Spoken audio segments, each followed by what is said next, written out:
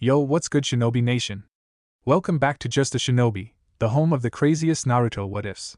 Today, we're diving into part 3 of What If Naruto Has Melody of Fox. Let that sink in. Make sure you stick around, because once this starts, there's no turning back. If you're new here, smash that subscribe button, hit the bell so you don't miss the next chapter, and share this video with your entire ninja squad. And don't forget to drop your theories in the comments, because your support is what keeps this shinobi grinding. Now let's jump straight into it. Chapter 20. Jiro sighed for the 5th time that morning. Even after 5 weeks of help from the young genin Jiraiya had brought with him, he was largely behind schedule, and together they'd only managed to harvest around 1/4 of the wheat in his field.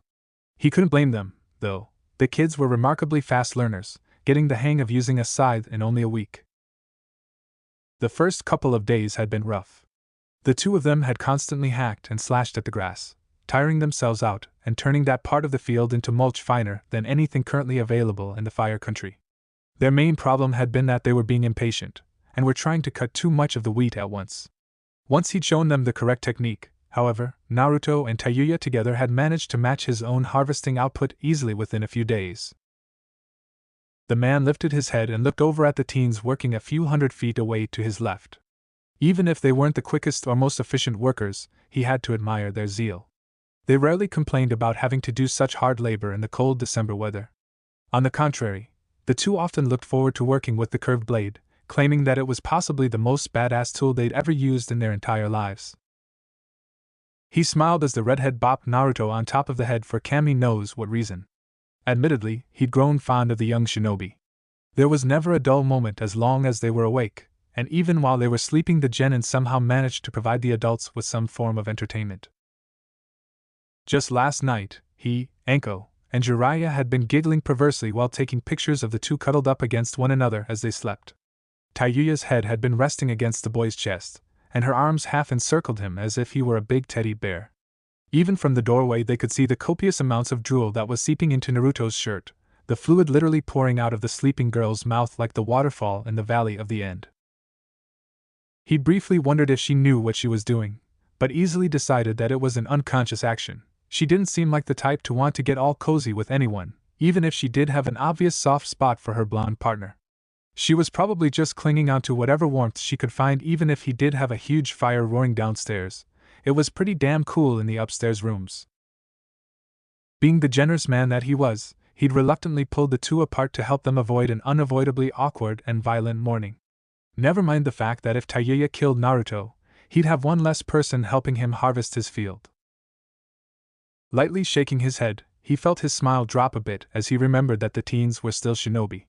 He never agreed with training kids to be killers at such a young age, believing that they should be allowed to grow up before being exposed to the horrors of the ninja world. It was almost like some horrible, twisted paradox. If they weren't trained, they would undoubtedly be killed in this dog-eat-dog world, and if they were trained, they were the ones who would be doing the killing. Suddenly remembering why he'd been seeking the genin out, he gently placed his fingers into his mouth, blowing forcefully between the two appendages. When they looked in his direction, he lifted his hand into the air and motioned for them to come over. "What's up, old man?" Taiyuya asked, scythe hanging over her shoulder as she approached.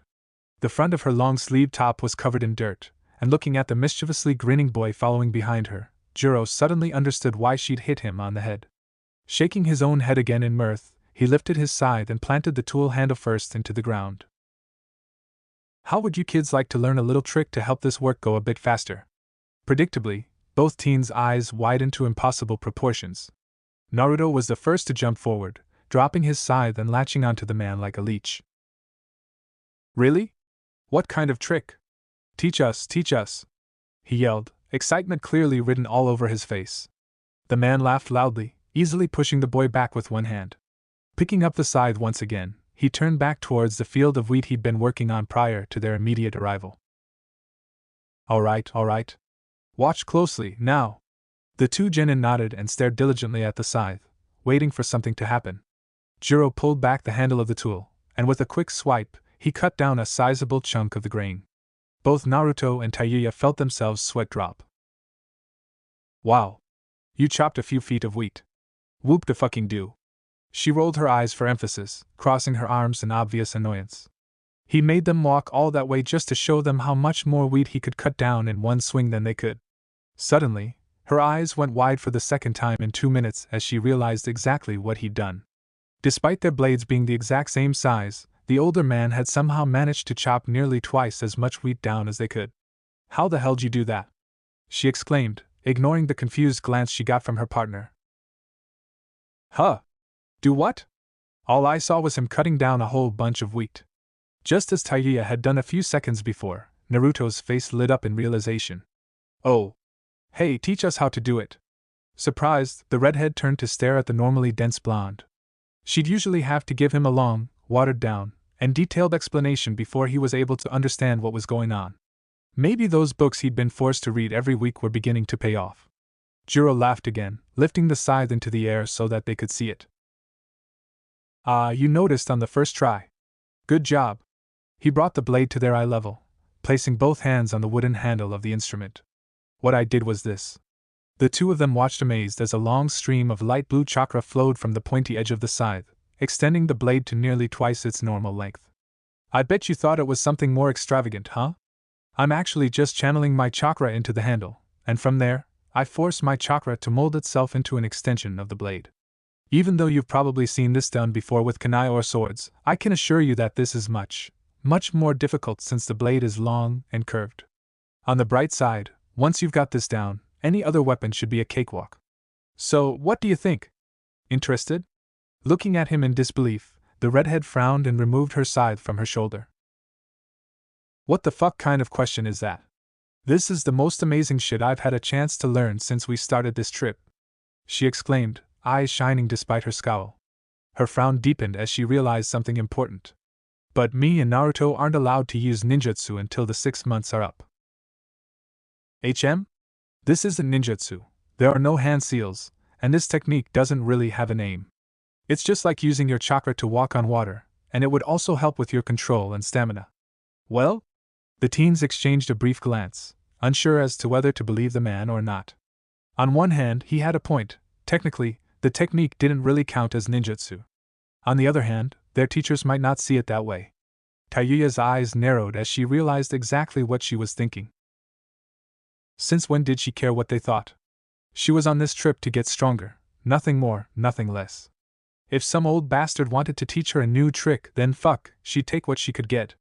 A resolute frown on her face, she stabbed the handle of her scythe into the ground, perfectly mirroring Jiro's pose. "Teach me." "Fucking hell. God fucking damn it, why the hell won't this faggoty fucking shit work? Fuckity fuck." Naruto stared amazed as Tayuya, for the first time in nearly 2 months, went on a swearing tangent. Though he couldn't say that he blamed her, this new technique they were learning was probably one of the hardest things he'd ever had the displeasure of learning. Besides the Rasengan and Bunshin no Jutsu, anyway something he still hadn't managed to master. They'd been at it for nearly a week now, spending the time they would usually use harvesting wheat to get the hang of the jutsu. He smirked when the angry redhead threw her scythe to the ground and began to stomp on it, effectively digging the tool further into the dirt. He almost couldn't understand why she was so angry. She'd already managed to extend her chakra 6 inches from the edge of the blade as opposed to his 5, and according to the old man, that was way farther than he'd gotten in a week. Shaking his head to clear his mind, something he'd become better at over the past 6 weeks, he stared intently at the wood and metal tool in his hand. He smoothly molded his chakra into a thin string, and concentrating hard to keep the line from breaking, steadily pushed his chakra into the wooden handle of the scythe. Naruto began to pump more and more chakra into the string, lengthening the thin line until it reached the smooth metal of the curved blade. This was the hard part. Now, he had to flatten and expand the chakra string until it became an extension of the blade itself. He was suddenly glad for the intense chakra training he'd been forced to endure over the last few weeks. The light blue energy protruded from the edge of the blade, making the sharp corner of the weapon longer. Immediately, Tayuya appeared at his side with a small 12-inch ruler in hand, holding it up to the scythe to measure his progress. It was starting to amaze him how she could sense when he needed her. 5.5. "Shit, you're gaining on me," she murmured, her small frown deepening. He relaxed his grip on the weapon to cut off the flow of chakra. "Hey, you only have 4 more inches to go. I don't get why you're so pissed off." She sighed and turned her glare to the now half-buried scythe. I'm pissed off because it's fucking impossible. I've been stuck at 6 inches for 2 days now. Yeah, but didn't the old man say that the last few inches were the hardest? We just have to practice more, that's all. Her eyebrows raised slightly in surprise, and she placed her lightly calloused palm on the boy's forehead. Are you feeling okay? Since when did you get so damn mature? She asked, a teasing grin on her face. He slapped her hand away with a small glare, sticking his tongue out as he did so. I didn't get more mature, you just got more immature. Tayuya blinked and tilted her head, loosely tossing the idea around in her mind. Enko had made a similar comment the day before, stating that she was acting more and more like Naruto every day. She'd certainly gotten used to being around the boy, and she no longer felt the need to put up such a strong guard against him. No matter how she looked at it, the boy didn't have an evil or plotting bone in his body. Fuck, when she joined Orochimaru nearly 8 years ago, she'd easily been able to sense the man's malevolent intentions. Maybe. The blonde stared at her in mild shock, unable to believe that she hadn't smacked him for the not-so-subtle insult. Before he could comment, a loud clanging sound resounded from the direction of the house. Damn, it's time to train already? I barely gained a centimeter. You stay out here. I'll bring us some water and shit from the kitchen. Grumbling, she dragged her feet over to the house to change into some clothes more suitable for taijutsu training. It took just under 5 minutes to reach Jiro's brick house, and even less time to make it up to her and Naruto's room. She closed the Western-style door behind her with a click, making sure to lock it behind her. Glancing back at the door one more time just to be safe, she tugged her long black pants down her legs and tossed them into the basket resting in the corner. It was already full with their combined clothing, and wrinkling her nose slightly, she realized that they'd have to do some laundry sometime soon, something she really sucked at. In the Sound Village, she simply tossed her things down a large metal chute, and they were clean by the next day. She never questioned why this was or who did it, mostly because she didn't give a fuck. Now, however, Tayuya was forced to fend for herself. Naruto had proven to be quite skilled at using a washing machine and dryer, and in under 2 hours, had both of their clothing washed, dried, and folded.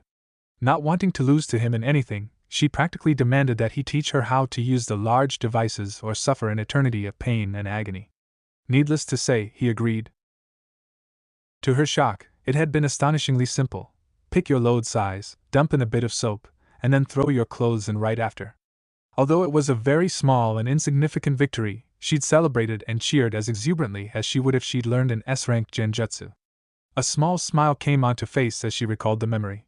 Her teammate had danced just as excitedly around the house with her, yelling and shouting at the top of his lungs to help her commemorate her latest achievement, at least until the washing machine began to shake and tremble with animal ferocity, spewing suds and water everywhere in the small washroom. Apparently, a bit of soap meant around half a cup, not half the box. They'd had to spend the better part of the night cleaning up the soapy mess, but it wasn't as bad as she'd thought it would be. The two of them had played a game of hide and go tag in the thick white foam as they cleaned, sliding and slithering along the floor in their search for the other person. It was impossible to see anything through the bubbling chaos, and she'd screamed in surprise more than a few times when Naruto had grabbed either her ankle or arm during their game. She didn't think she'd ever played so carelessly or had so much fun in her life.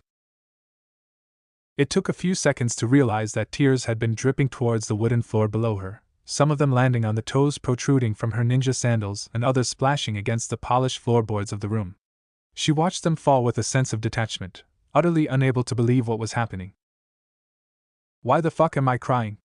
She mumbled to herself, wiping at her eyes with her clothed arm. Tayuya quickly sniffed the snot back up into her nose and grabbed a pair of the black pants she'd bought in the last town, pulling them up her legs and walking over to the door as fast as she could. Naruto would undoubtedly come looking for her if she didn't emerge from the house soon. That's just the kind of idiot he was. Making sure that she had herself completely together, she swung the door open and hopped down the steps to the kitchen. After grabbing a couple of water bottles and 2 rolls from the fridge, Tayuya rushed back out of the house to meet with her teammate. Oh? Is that for me? An annoyingly familiar voice asked from behind her. Enko reached her arms around the redhead and grabbed one of the pieces of bread, pressing herself up against the shorter girl in a way that would cause Jiraiya to have a pelvic hemorrhage. Rather than get upset, it only provoked the snake bitch further as she'd found out. She took a step forward and snatched the pastry back, striding away from the now mischievously grinning woman. Don't tell me it's for Naruchan. It is, isn't it? I can tell. Fed up, the girl turned around to glare at her teacher. Yeah, so what? Is there something fucking wrong with that? No, not at all. Except, I already fed him, so he might not be hungry anymore.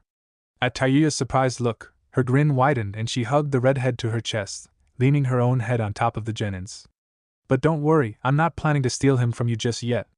Maybe when he matures a bit more I'll think about it, she cooed, stroking the girl's ponytail like a mother would her daughter. Tayuya violently shrugged out of the woman's grip and began to stalk towards the open field opposite the woods. What the hell were you talking about? That's good for me. Now I don't have to fucking walk all the way over to that dipshit and his faggot of a teacher. She threw one of the rolls onto the ground, inadvertently amusing Anko even more. It had only been 6 weeks, and she was already having fun. It was so easy to get a reaction out of the redhead that she almost felt bad. Almost. Jogging after her, the jounin threw her arm around the fuming girl's shoulders. That's the spirit. Training should come before everything else, even love.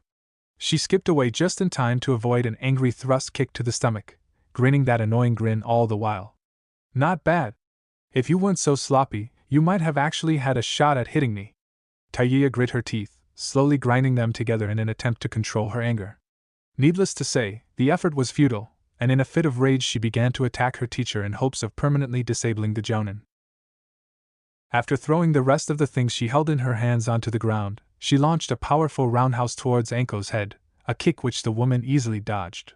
Growling deeply, she dropped her body to the ground and performed a leg sweep in an attempt to knock her off of her feet. The jounin simply hopped over the leg and shook her head, sighing deeply for emphasis. Is this as far as you've come in 6 weeks? I know this is only your first spar, but I expected that you'd at least come close to hitting me. Tayuya flipped herself onto her feet, running towards the woman with the intent to kill. As soon as she got close enough, she twisted her body into a backwards roundhouse aimed towards her opponent's head. When Anko caught the leg, the redhead jumped into the air to perform a turnover kick, rotating over and around the held leg and snapping her foot at her teacher's unguarded face. Naive, the jounin smirked. She dropped the girl onto the ground, and not even a second after, stomped her foot into Tayuya's unprotected abdomen. The pain Tayuya felt was unimaginable, and she rolled over onto her hands and knees in an attempt to lessen the pain, coughing violently as she struggled to regain her breath. Another unexpected kick to her stomach sent her flying and skidding across the field until she somehow managed to regain enough of her bearings to roll herself onto her feet. What the fuck are you doing, bitch? She screamed, still holding her now undoubtedly bruised stomach. That last kick had hurt like a motherfucker. Anko lazily placed her hands on her hips, striding over to her student at an easy pace. Huh? What do you mean? We were fighting, right? Why would I give you enough time to stand up and regroup for another attack? Well, shit. The bitch was right. Her eyes widened in shock, and a bit of fear, when the jounin didn't stop walking, and she immediately understood what was going to happen next. Why are you backing up? Didn't you want to fight? Anko lifted her leg to throw a front kick, and Tayuya quickly lowered her hands to block it. However, the older woman stepped to the side and delivered a powerful reverse elbow into her jaw. As she reeled from the pain, her teacher followed up with a reverse kick to her once again unprotected stomach, sending Tayuya sprawling to the ground. Remembering what happened last time, the genin rolled onto her throbbing abdomen and pushed herself to her feet. She then let out a frustrated scream and threw a side kick towards the woman's smiling face. As if she'd seen it coming a mile away, Anko easily parried the attack with her shin and slammed her elbow into Tayuya's knee joint, ripping a cry of pain from her throat. That's not taekwondo!" she yelled, nursing her bruised kneecap. The jounin shrugged her shoulders uncaringly, kneeling down next to her student. Of course it is, I just used it more effectively. What you know as taekwondo is probably different from what I know. Undoubtedly, you only know of the style from what you've seen in competitions or in dojos. Right. Tayuya slowly nodded her head, not quite understanding where she was going with the question. That's the sport, or as I like to call it, the pussy version of this martial art. What I'm teaching you is old-style taekwondo, or the techniques that are beneficial in actual combat. The most important thing to remember is that if there's an opening, take it. Staying rigid to one style is a huge disadvantage, no matter what art you're learning.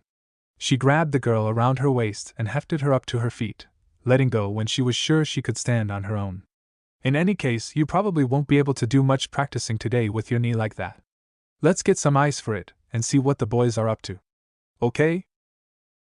Tayuya blinked in mild surprise, staring in awe as Anko went from psychotic bitch to mother hen in all of 10 seconds.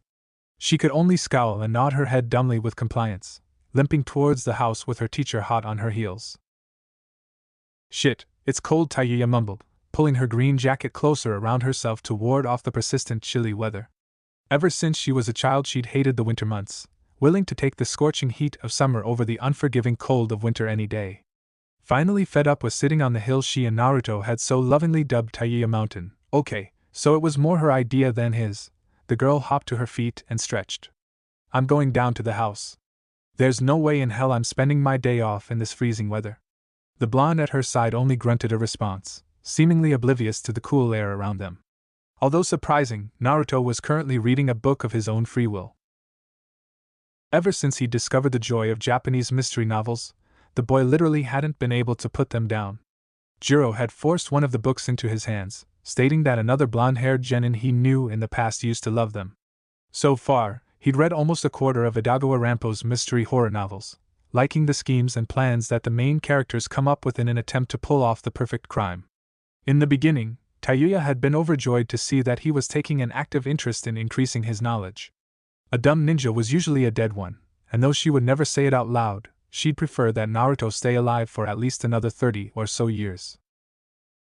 She was also glad that he'd often come to her for help, asking her what certain words meant or how to read them. She'd been more than happy to explain what he didn't know, except when he woke her up in the middle of the night, anyway. Gradually, however, he began to come to her less and less, and eventually, he only really talked to her during training or farming. It was getting to the point where she was starting to see the books as her mortal enemy, secretly wishing that he was the same oblivious blonde who preferred to spend the majority of his time annoying her all day. She glared down at her teammate one last time before shoving her hands in the pockets of her jacket and stalking down the hill. He could freeze to death for all she cared. Where are you off to in such a hurry? A deep voice called from her left. Jolted from her thoughts, she snapped her head around to see Jiro tying up a particularly large bale of hay, a curious frown marring his normally grinning face. Thin wisps of white smoke floated from his open mouth, a true testament to the ungodly cold weather. Slowing to a gradual stop, Tayuya turned around to address the older man. Inside. It's cold. The farmer nodded, agreeing with her decision. If it weren't for the fact that he had to tie up another 35 by that night, he would have done the same. His eyes slowly trailed to the space behind the girl, and mildly shocked to find that it was empty, stood up straight and placed his large, weathered hands on his hips. That's strange. Where's Naruto? Aren't you two usually connected at the hip? Snorting loudly, the redhead shrugged her shoulders uncaringly, flipping her long red hair over her shoulder for good measure. That's only because he follows me around all the fucking time. I'm glad he's doing something other than bothering me for a change. Jiro laughed out loud, bending down once again to work on the next stack of hay. Men aren't built to understand a woman's feelings. If you don't tell us directly, we won't know that anything's wrong. At Tayuya's deadpan glare, the farmer laughed again, waving a dismissive hand in front of himself. Of course, this changes with age. The older you get, the wiser, hence the reason I could sense your distress. I'm not fucking distressed, she yelled, her scowl deepening considerably. And I told you, I don't care whether Naruto's around or not. What the hell is with you old people and your goddamn self-righteous bullshit? You're just like that old Tsukino bitch at the hot springs. With that, Tayuya stomped her way into the house, slamming the door behind her with all the strength she could muster. In her anger at Jiro's words, she missed the shocked look on the old man's face as she stalked away. Tsukino? Tayuya squinched her eyes shut in concentration, fighting to ignore the subtle itching and burning feeling in her stomach. It happened often, more often than not when she trained her chakra control with Anko. She tried tons of different methods to get rid of the annoying sensation, downing aspirins, chewing on aloe, and even punching herself in the stomach.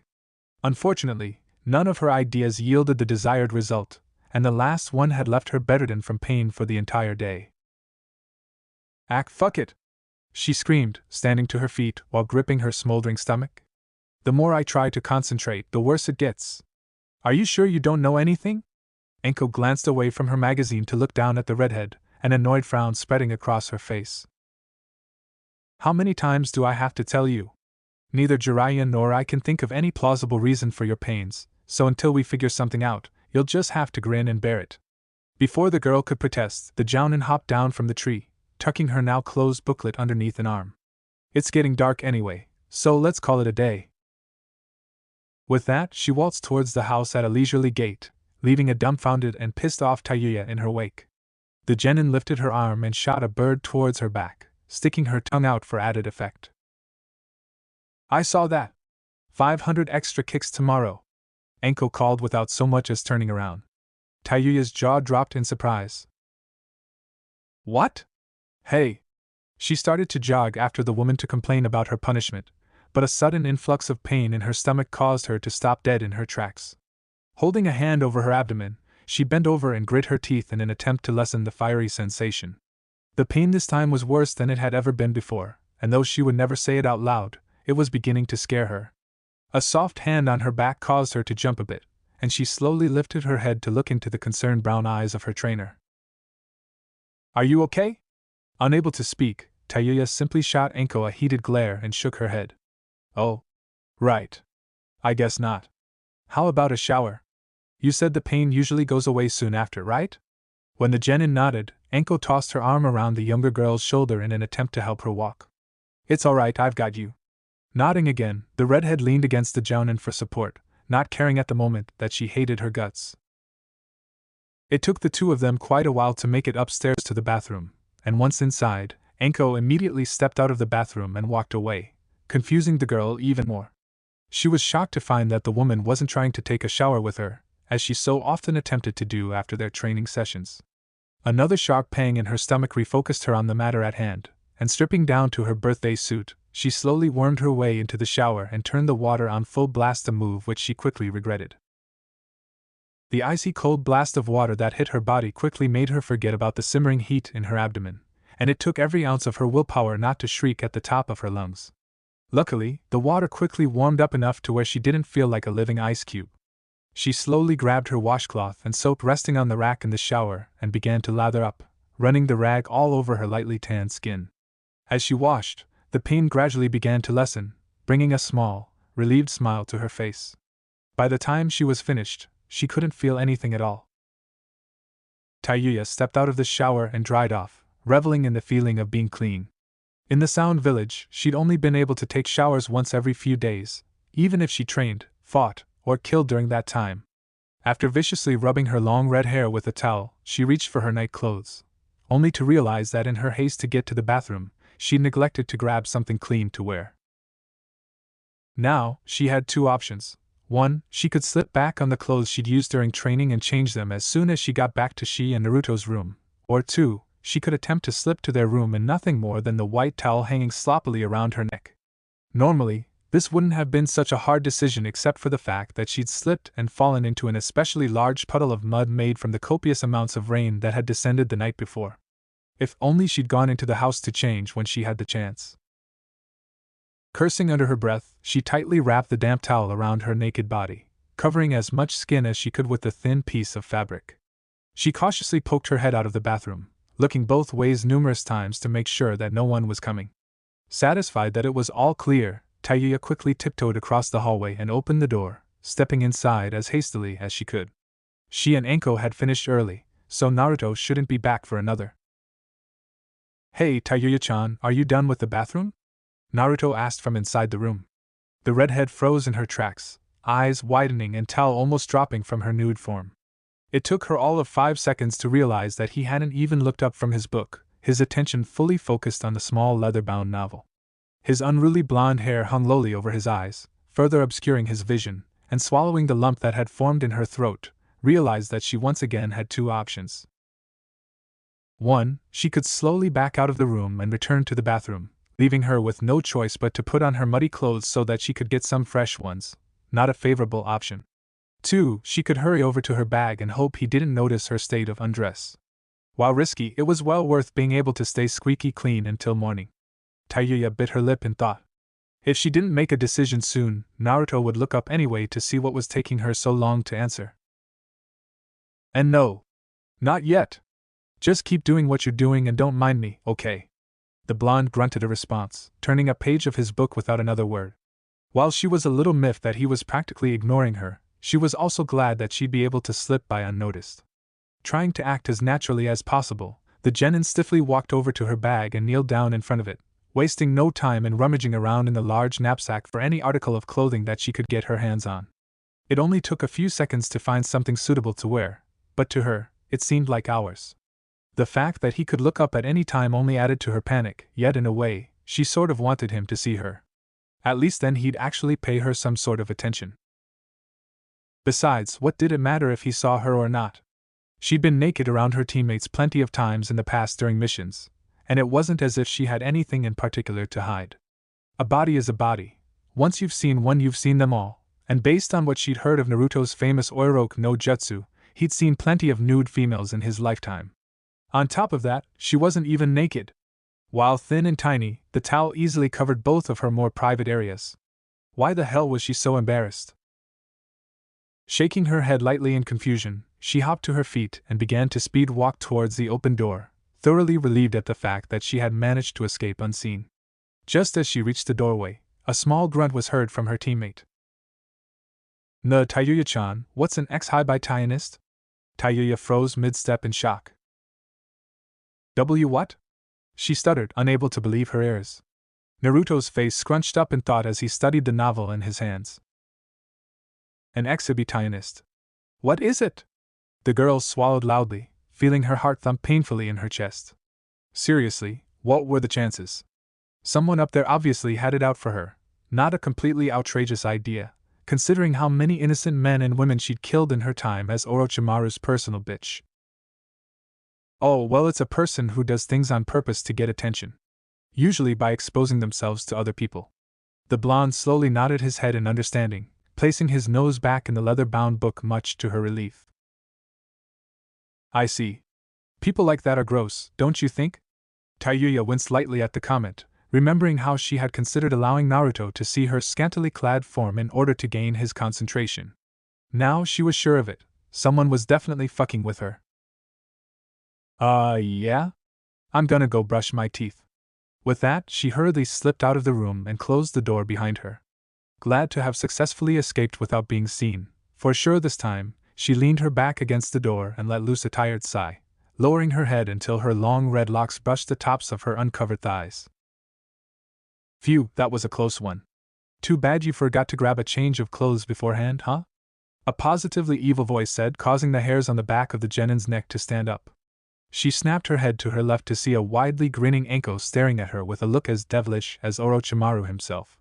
Her eyes widened as she realized what the woman was getting at, and balling her fists at her sides, she fought to maintain control of her temper.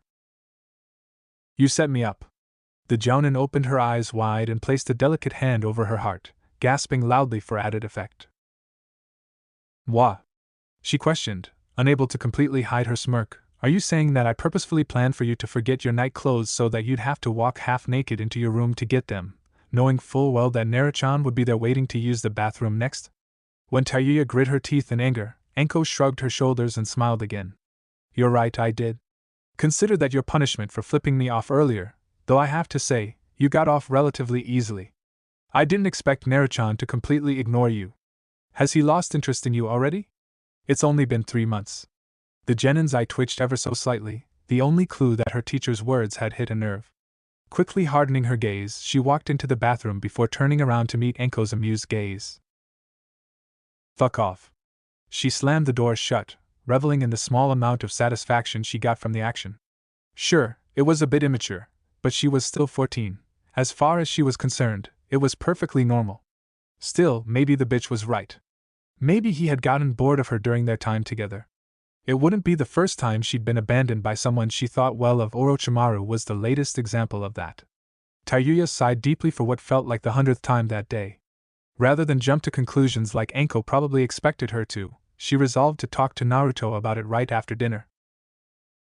She'd take Jiro's advice and ask the boy directly. It had made it easier on both of them. In fact, it was probably better this way.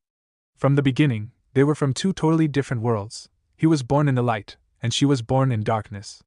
She was just deluding herself into thinking that they could coexist, let alone be friends. If he didn't have the guts to end their friendship, then she'd do it for him. For both of them. With that thought in mind, she quickly got dressed and left the bathroom, already planning what she would say to him that night. Chapter 21. Hey, these things are pretty tasty, Jiro exclaimed, the awkward tone in his voice not missed by anyone. The atmosphere at the dinner was tense, most of it coming from the usually loud redhead staring intently at the blonde sitting next to her.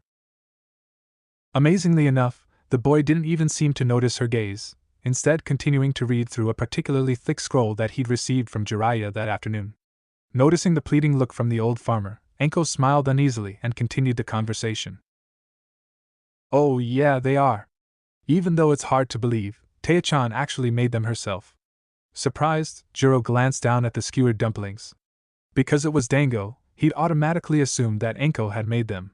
That, and the redhead didn't exactly seem like the type to have any household skills whatsoever. Did she know? Well, I'll be damned. You did a great job, Taya. The silence that followed his compliment was deafening.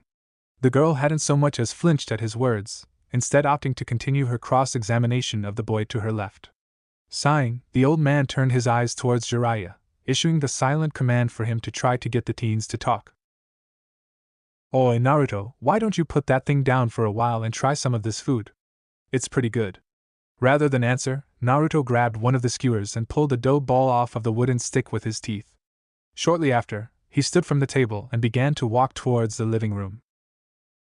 Gakusasama, he muttered, eyes never leaving the paper. All four of the shinobi still sitting at the table watched him leave with equally dumbfounded expressions. Naruto turning down a meal was like Orochimaru preferring women over little boys. It was fucking impossible. Maybe you should have gone with ramen for dinner, Taya-chan? The jounin joked, nudging the girl next to her with a wide grin. Suddenly, Tayuya too stood up and followed the blonde into the neighboring room, completely brushing off Enko's question and leaving an equally untouched plate behind. By now, Jiro had become positively alarmed. Ever since the first day they'd arrived, the genin had been nothing but noisy. In fact, he couldn't even remember the last time he'd enjoyed a quiet night by the fireplace or a meal without constant bickering and fighting over food. Admittedly, he'd become a bit spoiled over the few months that they'd been there, and seeing both of them barely speaking or eating was a sure sign of the apocalypse. TCH, what's her problem? Anko mumbled, crossing her arms over her chest. Both men stared at her with a deadpan glare, much to her annoyance. What? I didn't do anything. They took a small sip from his cup of sake. You didn't? The woman huffed and rolled her eyes. Okay, I may have said and done some things to Taya-chan to make her a bit moody, and I may have forced her to experience probably the most embarrassing moment of her young life for my own selfish amusement. But I honestly don't know what's up with Naruto. I swear! Seemingly satisfied with her answer, the farmer let out a loud sigh. Perhaps we should just let it be. They are at that age, you know, so it isn't completely unnatural for them to be a little out of it. It's probably just a phase or something. Jiraiya nodded his head in agreement, downing the rest of his cup in one swallow. Yes, that's probably for the best. Though, is it really wise to leave two hormonal, adolescent teenagers alone for too long? Tsunade would have my dick on a silver platter if there were any accidents on this trip. Enko choked on her tea in mirth, banging on her chest with a hard fist in an attempt to keep from suffocating. If it were possible, I'd love to see what kind of kid those two would produce. It'd be a horrible mix between a foul-mouthed bitch and a hyperactive idiot otherwise known as the second coming of the fourth. Jiro cocked his head to the side in confusion. What do you mean by if it were possible? The jounin's face took on a slightly somber look. Well, if she was treated anything like I was during my time with Orochimaru, there's a fairly good chance that she's barren. There's also a good chance that she already knows it. The farmer frowned deeply at her words, anger evident in his eyes. If she doesn't know, we shouldn't tell her, not yet anyway.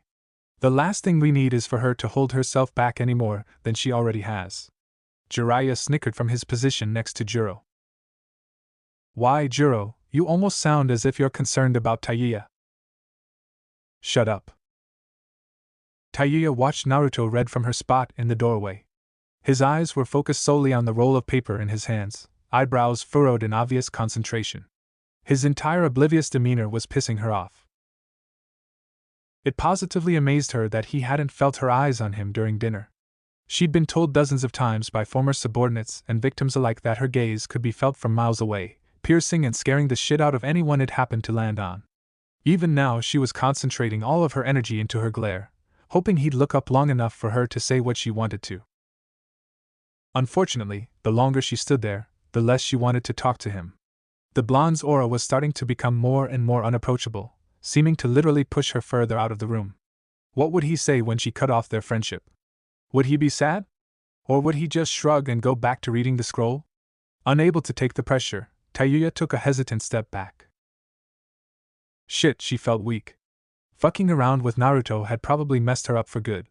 Since when has she ever been afraid to approach someone? Hell, she'd approached Orochimaru hundreds of times without a second thought, although she was always a bit wary. So why was some genin, who didn't even have 1/100th of Orochimaru's sadistic freakiness or power, able to push her back without even trying? She tightly clenched her fists and marched into the room, willing herself to move forward before she fully chickened out. She was a former member of the fucking Sound Five, and they never backed down from anything. There was no way she'd start now. Naruto, she mumbled, cursing herself for not being able to speak clearly. Still, she waited a few seconds for a reply. When he didn't answer, she grit her teeth and took a step closer. Naruto. This time, her voice was strong and smooth, causing a brief smile to flicker onto her face. At least she'd gotten a hold of her voice again. To her immense chagrin, though, the boy barely acknowledged her. "HM?" he asked, eyes still not leaving the page. Tayuya felt her anger rise. She'd been doing a pretty fucking good job of keeping herself in check lately, but Naruto's attitude was really starting to piss her the fuck off. Doing her best not to strangle the boy right then and there, and she was well within arm's reach of his neck, she closed her eyes to calm herself before speaking again. "I have to talk to you about something." The sound of teeth grinding together filled the room, and what sounded like growling emanated from the redhead's throat. Yeah, now she was pissed. Grabbing the scroll from his hands, she threw it behind it with as much force as she could muster. Which was a lot, since the wad of paper crashed into the map hanging above the fireplace and sent it tumbling to the ground, breaking the glass frame of the large picture. "God fucking damn it, look at me when I'm fucking talking to you!" she screamed, gripping his mouth in her hand. The wide, fearful eyes he regarded her with almost quelled her anger, at least until they shifted to the spot above her right shoulder, once again breaking eye contact with her. "Didn't you hear a fucking word I said?" Wincing, Naruto lifted his hand and pointed behind her. "Orochimaru," he slurred. The mention of her former master was enough to grab her attention. She quickly let him go and spun around, her body already shifting into a basic defensive stance. Not that that would have done any good against someone like him, but no one could ever say she didn't go down without a fight. Her body relaxed as she realized that the snake wasn't in the room, at least not physically. Lining the wall where the world map had been were dozens of photographs, ranging from the size of a postcard to the size of a full sheet of writing paper. Her intense anger towards Naruto was quickly forgotten as she stared wide-eyed at the pictures, noticing the freakish man in a few of them. "What do you think these are?" Tayuya asked, all evident in her voice. The blonde blinked at how quickly she changed gears, not that he was complaining. He rubbed the now reddened area around his mouth, wincing lightly at the pain the simple action had caused. He'd forgotten exactly how scary the redhead could be if angered enough. Shaking his head lightly, Naruto too turned his eyes back to the pictures. "I don't know, but I think they belong to Juro. Look, that's him right there." Just as he'd said, Juro, along with two other genin and his jounin sensei, were grinning widely at the camera. They followed the typical format of two boys and one girl, and looking a little closer, Tayuya suddenly recognized the only female in the picture. "Hey! That's Tsukino! That's the lady I met at the hotel." The blonde lifted his eyebrows. "Who?" "You know, the lady at the front desk. The one who was smiling like she knew us and shit when we were in that last town. That's her." She was shocked that she'd been unable to tell that the woman was a shinobi. Ninja always had this certain air about them, the air of a person who'd seen or done too much in their short lifetime. It was almost like a sixth sense, in a way, and it was nearly impossible to miss, at least for a shinobi of her caliber. Her eyes wandered over the various other pictures hanging on the wall. Most of them were of people she didn't know, nor cared to, but a few of them contained very familiar faces, the most noticeable being Orochimaru's. Apparently, he and Jiro had been comrades back in the day. Although he didn't smile much in the photos, it was obvious the snake hadn't been opposed to being with his friends. If it weren't for the fact that she knew firsthand how twisted and sick the man was now, she would have easily assumed that he was a normal, well-adjusted human being. I can't believe Jiro and Erosenin knew each other for so long, Naruto said, staring in awe at a picture of the two men. They couldn't have been more than 13 in the picture, and both were sporting equally large grins. But who's this one-eyed guy standing behind them? That's Danzo, my Jounin-sensei. The teens jumped in surprise at the voice, whirling around to see all three of the adults staring at them. And one of you owes me for that picture frame. I went through great pains to find one large enough to hide these pictures. Tayuya at least had the decency to look sheepish. Perhaps she had overreacted a bit in her anger towards Naruto. Jiraiya's eyes suddenly lit up as they laid upon the wall of pictures, and he hastily approached it with a small smile. This brings back memories. I'd almost forgotten how flat Tsunade was back in the day. The blonde snickered under his breath at the comment. It's hard to believe how quickly things went downhill during the war. I'm still surprised that Danzo and Tsukino turned out the way they did. Jiro nodded his agreement. Danzo never has been a very good loser. After Sarutobi beat him out for the position of Hokage, he immediately turned to the dark side. He established route to directly oppose Sandame's forces, and recruited us as his right-hand men. Naruto tilted his head to the side, shooting the farmer a curious glance. What's route? It's basically like a twisted version of the ANBU. Rather than try to protect the village as their main goal, they live only to serve Danzo and his ambitions. It's no surprise you haven't heard of them considering they prefer to hide themselves from the general public, Enko interjected. They're not above kidnapping civilians and shinobi alike for their needs, and for the most part should never be trusted. Jiro nodded and sighed, a forlorn expression appearing on his face. Exactly. In the beginning, we existed as a force that strove to be better than the Hokage's ANBU forces for the good of the village. It was our goal to push Danzo into the position of Hokage by showing off how much better we were than the Sandame. As time passed, however, this goal gradually became more and more ambiguous until we eventually became no better than Orochimaru using any means necessary to gain power. It was at that point that I decided to leave. But it wasn't that easy. You knew too much about Root, and as such, they chased you no matter where you tried to go, Jiraiya said. Jiro nodded again. Right. Unfortunately for me, Tsukino decided to stay with Danzo and his men, believing that what they were doing wasn't wrong at all. Even worse, her speciality happened to be tracking. It wasn't until Jiraiya and the Fourth helped me seal off this farm that I was able to live peacefully away from my former comrades. Luckily, I haven't seen either of them in years. Really? Tayuya asked, fully turning towards the man. I just saw Tsukino in the last town we went to. The room went deathly quiet as both Jiraiya and Jiro stared at the redhead with an unhidden alarm. Why you what? The farmer stuttered, eyes going wide in surprise. Confused, the girl cocked her head to the side. Well, if that's really your teammate in that picture, then I saw her right before we came here. She washed my hair and said some shit I didn't care about before giving me some of the hotel's shampoo. Are you sure she's as bad as you say? She didn't seem all that evil to me. Instead of answering, the man seemed to disappear as he headed for the stairway, Jiraiya and Anko hot on his heels. Naruto and Tayuya exchanged curious glances before getting up to follow. They quickly bounded the stairs and rushed down the hallway towards the bathroom, peeking into the small room with a small amount of trepidation. What's going on? Jiro picked up the girl's shampoo bottle and literally ripped it in half, sending specks of the soapy goo everywhere. Hey! I still had a quarter of a bottle left. Her protests were quickly silenced when he held up a small slip of paper. Although it was soggy and gooey from the shampoo, the word seal was clearly visible. You're being tracked. Tsukino slipped this in the bottle so that she'd be able to find you no matter where you all went. It wouldn't be a stretch to say that she planted additional seals somewhere else in your luggage, although knowing her, she probably never guessed that you'd even be able to find this one. The Toad Sage's face immediately became serious. If that's the case, then it won't be long before they find us. Even if this place is hidden by 3 intertwined illusions and protected by a number of seals, they'll eventually find a way to get past them as long as they know that we're here. Wait, what are you trying to say? If they haven't found us in a long time, aren't we safe? Enko asked, a small feeling of panic beginning to well up inside of her. If a high-level ninja like Jiraiya looked worried, there was a good chance that whatever they were up against was quite capable of fucking them up. Jiro flew out of the bathroom and out into the hallway. There's no telling when they'll get here, so it's better to leave now. Pack your things up as soon as you can. We have to get out of here. The teens scurried off to their room, following the man's advice and throwing everything they owned into their packs. As she was the neater and more organized of the two, Taiuya managed to finish first and rushed over to help Naruto throw his things together. Thanks, he mumbled, shooting her a small smile. She glared back and zipped up his pack, throwing it roughly into his chest. Just hurry up.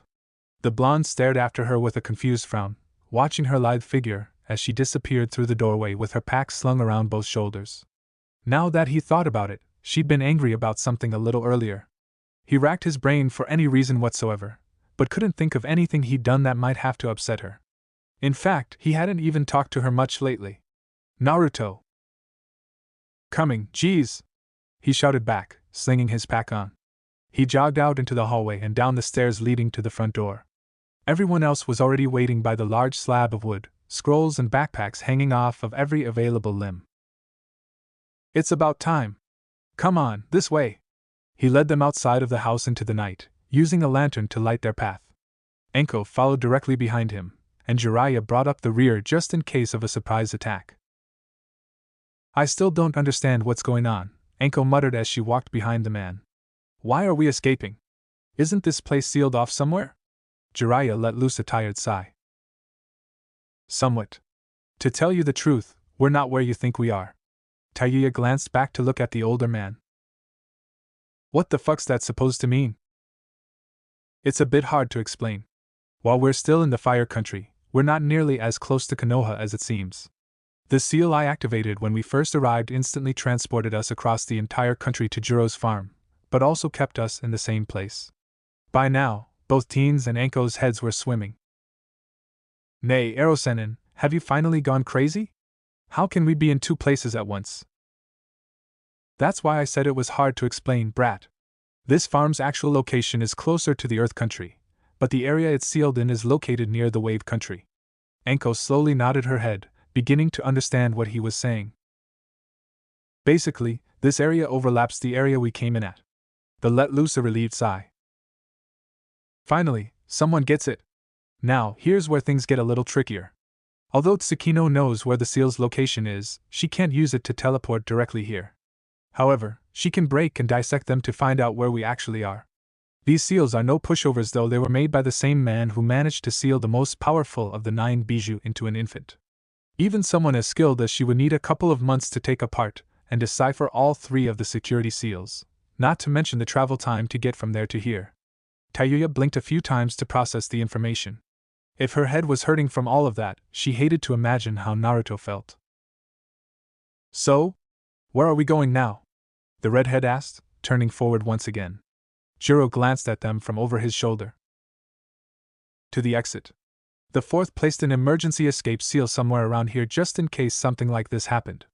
It'll teleport us close to where you all were before you arrived here. The teenager blinked again, feeling her respect for the former Hokage rise a bit. Huh. Smart motherfucker. Jiraiya grinned widely at the comment, raising his chin a little in pride. Of course. Who do you think trained him? I taught him everything. He suddenly stopped in his tracks, narrowing his eyes as he examined their surroundings. Jiro. Yeah. Both genin immediately froze in their tracks, unconsciously moving closer together. Even if they weren't told, they immediately knew what was going on. Come out. We know you're there. For a few seconds, nothing happened. Suddenly, the bushes to the left of them rustled noisily, and thinking quickly, the group instantly hit the ground to avoid a particularly sharp windmill shuriken. Not bad. I was sure I'd at least get the kids. They all raised their eyes and looked up into the tree in front of them, glaring at the smugly smiling woman sitting cross-legged on a tree branch. Why does the sore look? It was just a little greeting. Jiro was the first to stand up, mouth tightened into a grim line and eyes hardened with anger. You haven't changed a bit, Tsukino. Her smile widened considerably at his words, and she coyly flipped her long black hair over her shoulder. The same could be said for you, Jiro-kun. I don't suppose you'd want to give up and come quietly, HM? Before he could answer, Tayuya snorted and stood to her feet, brushing off her shorts nonchalantly. Took the words right out of my fucking mouth. I don't usually like to fuck with the elderly, but in your case, I'll make an exception.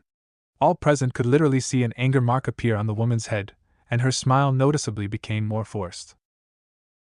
Is that how you talk to the person who so graciously washed your hair for you? You should be thanking me. The redhead choked back a laugh. Thank you for what? Leaving your dead skin cells in my gorgeous hair? I swear, you old motherfuckers shed skin like snakes. Righteously angered, Sakino stood to her feet and intensified her glare. She lifted a hand into the air, and not even a second later, 4 root officers appeared at her sides. I have better things to do than squabble with an ungrateful brat. You know the mission: kill everyone except for Juro, the demon, and the demon's bitch.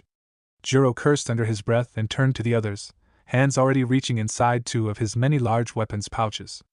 Everyone else immediately dropped the luggage they were carrying and assumed basic defensive stances. I'll take Sakino on myself. If Jiraiya can take on 2 guys, Anko 1, and the kids take on 1 together, we just might be able to get out of this alive. They all glanced at each other and nodded, all of them sporting equally grim expressions. Jiraiya looked over his shoulder at the teen, a small grin resting upon his face. Since we've been discovered here, I guess it's safe to say that this phase of training is over. Feel free to use any and all at your disposal. However, if you find that you can't win, just try to stay alive long enough for one of us to help you. If it weren't for the situation, Naruto would have jumped for joy. Instead, he immediately placed his fingers in the familiar cross sign as the others split up and dashed in different directions, intent on defeating their opponents without anyone getting hurt. Kage Bunshin no Jutsu. To his surprise, 40 clones popped into the clearing.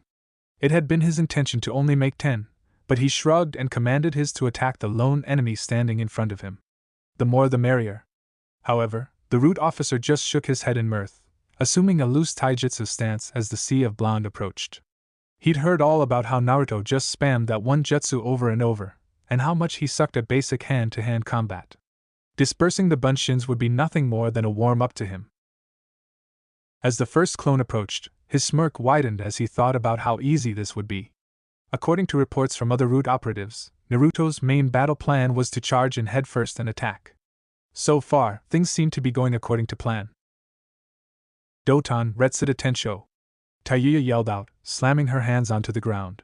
The man's eyes widened as the area below him immediately began to sink, and glancing down at his feet, he saw that he was steadily being sucked into a small sinkhole. Unfortunately, that was the least of his worries. He looked up in surprise as 40 male genin descended upon him, each of them holding a glowing blue kunai, a strange sight, since he certainly hadn't heard about the boy knowing any other than the Kage Bunshin and legendary Rasengan. Thinking quickly, the man formed a few hand seals and spread his legs as wide as he could in the thick dirt. Katon, Ryuka no Jutsu. Immediately, the officer was surrounded in flames, turning the dirt and sand below him into glass. He then slammed his palm into the frail material to break it, and dodged to the side, just barely missing Naruto's attack. Still, he couldn't dodge it completely. A deep gash opened on his cheek, sending blood dripping down the side of his face. He was extremely surprised that they'd been able to trap him without him noticing, and even more surprised that the boy had actually managed to wound him. Frowning deeply, he began to form a long set of seals. It was time to get serious. Damn it, Naruto cursed, gritting his teeth in disappointment. He'd used the technique Juro had taught them to extend the blade of his kunai, but it hadn't been long enough to pierce all the way into his enemy's skull. He looked around at the surrounding area carefully, trying to come up with some sort of plan to once again trap their opponent. Tayuya was nowhere to be found, but knowing her, she was probably setting up something huge in the background.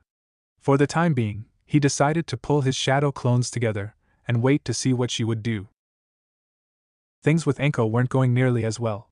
She'd been unlucky enough to get the captain of the squad, and was currently doing her best to dodge the sword strikes the man was trying to hit her with. She was a bit out of practice since she'd only been training with Naruto and Tayuya, but refused to use that as an excuse for losing. Jumping back as far as she could, she formed a short set of seals and threw her arms out in front of her. Sanai Jashu. Not even a second later, multiple snakes shot out of the sleeves of her trench coat and wrapped around the torso of the enemy shinobi. Surprisingly, Her target erupted into a puff of smoke, leaving behind a misshapen log. She cursed under her breath and jumped to the side, just barely missing the hail of kunai her enemy had thrown at her. Is this the best Orochimaru's former play toy can do? It's no wonder he threw you away as soon as he got the chance, the man taunted, face twisted into a sneer. A feral grin appeared on Anko's face as the snakes disappeared into her sleeves. Trying to taunt her using Orochimaru wouldn't work. She wasn't some genin fresh out of the academy, after all. Instead, she widened her eyes as far as they would go and forced chakra into the air around her to perform the Kanashibari no Jutsu.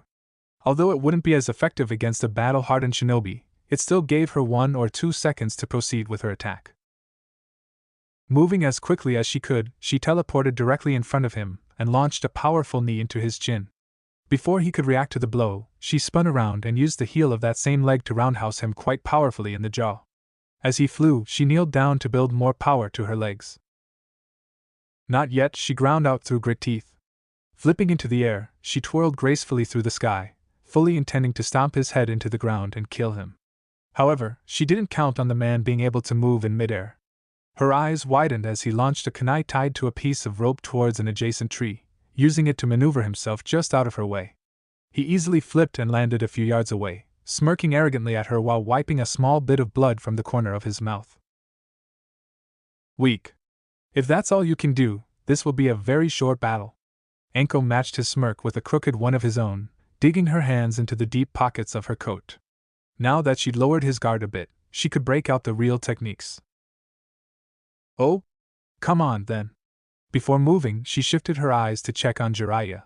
He was fighting 2 ANBU level shinobi, and unlike she and the kids, there was a very small chance that he'd be underestimated. She shook her head and looked forward.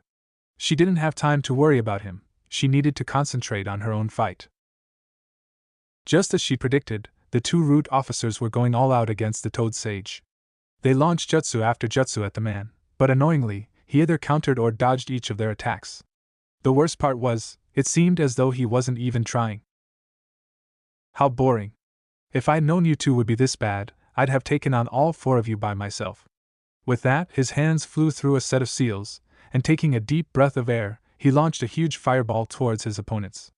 The 2 of them just managed to dodge, escaping with only the edges of their black cloaks singed. As expected, Jiraiya-sama is truly fearsome, one of the men panted through grit teeth.